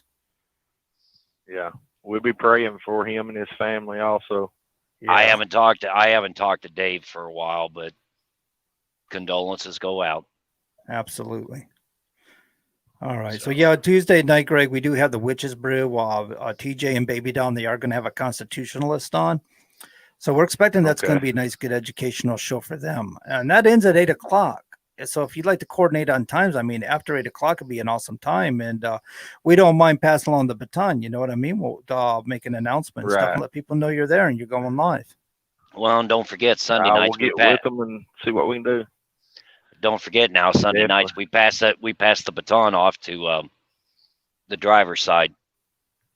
We try to get off the air as right close to 8:00 as we can. So we do Wayne Campbell has his time. We do try to coordinate, guys. Out of respect for each other's time slots, we do try to coordinate and everything. And I know sometimes you don't know. Everybody else too. Yeah. So sometimes we don't know each other's time slots or something when somebody puts on a new show and they try to pick what's best. And and if it's the best time for them, then it's the best time for them. I don't know what to say, Right. So anyway, I guess that's going to conclude our show for tonight. Thank you, Greg, for calling in and Bill. Yep. It was a pleasure to have you guys Thanks for having me on. Thank you, Lee and Lisa, for joining Sean and I tonight, and TJ. And I think we're just going to go ahead and play a little music and roll this on out of here. So safe travels to everybody. Keep the greasy side down, the shiny side up in between the lines, and be safe, be good. If you can't be good, at least be good at it. And we go. And wait a minute, John. Uh-oh. You forgot. And don't be naming it after it. Don't be naming it after us. You forgot the most important thing. Enjoy your freedoms, because this is still the best, freest country in the world. Oh, absolutely. Absolutely. So we were talking about that earlier, even today, people that protest the way they're protesting today. In old England, they'd have hung them for what they're doing today, for treason. So, all right. 10-4, and we out of here. Bye. Bye.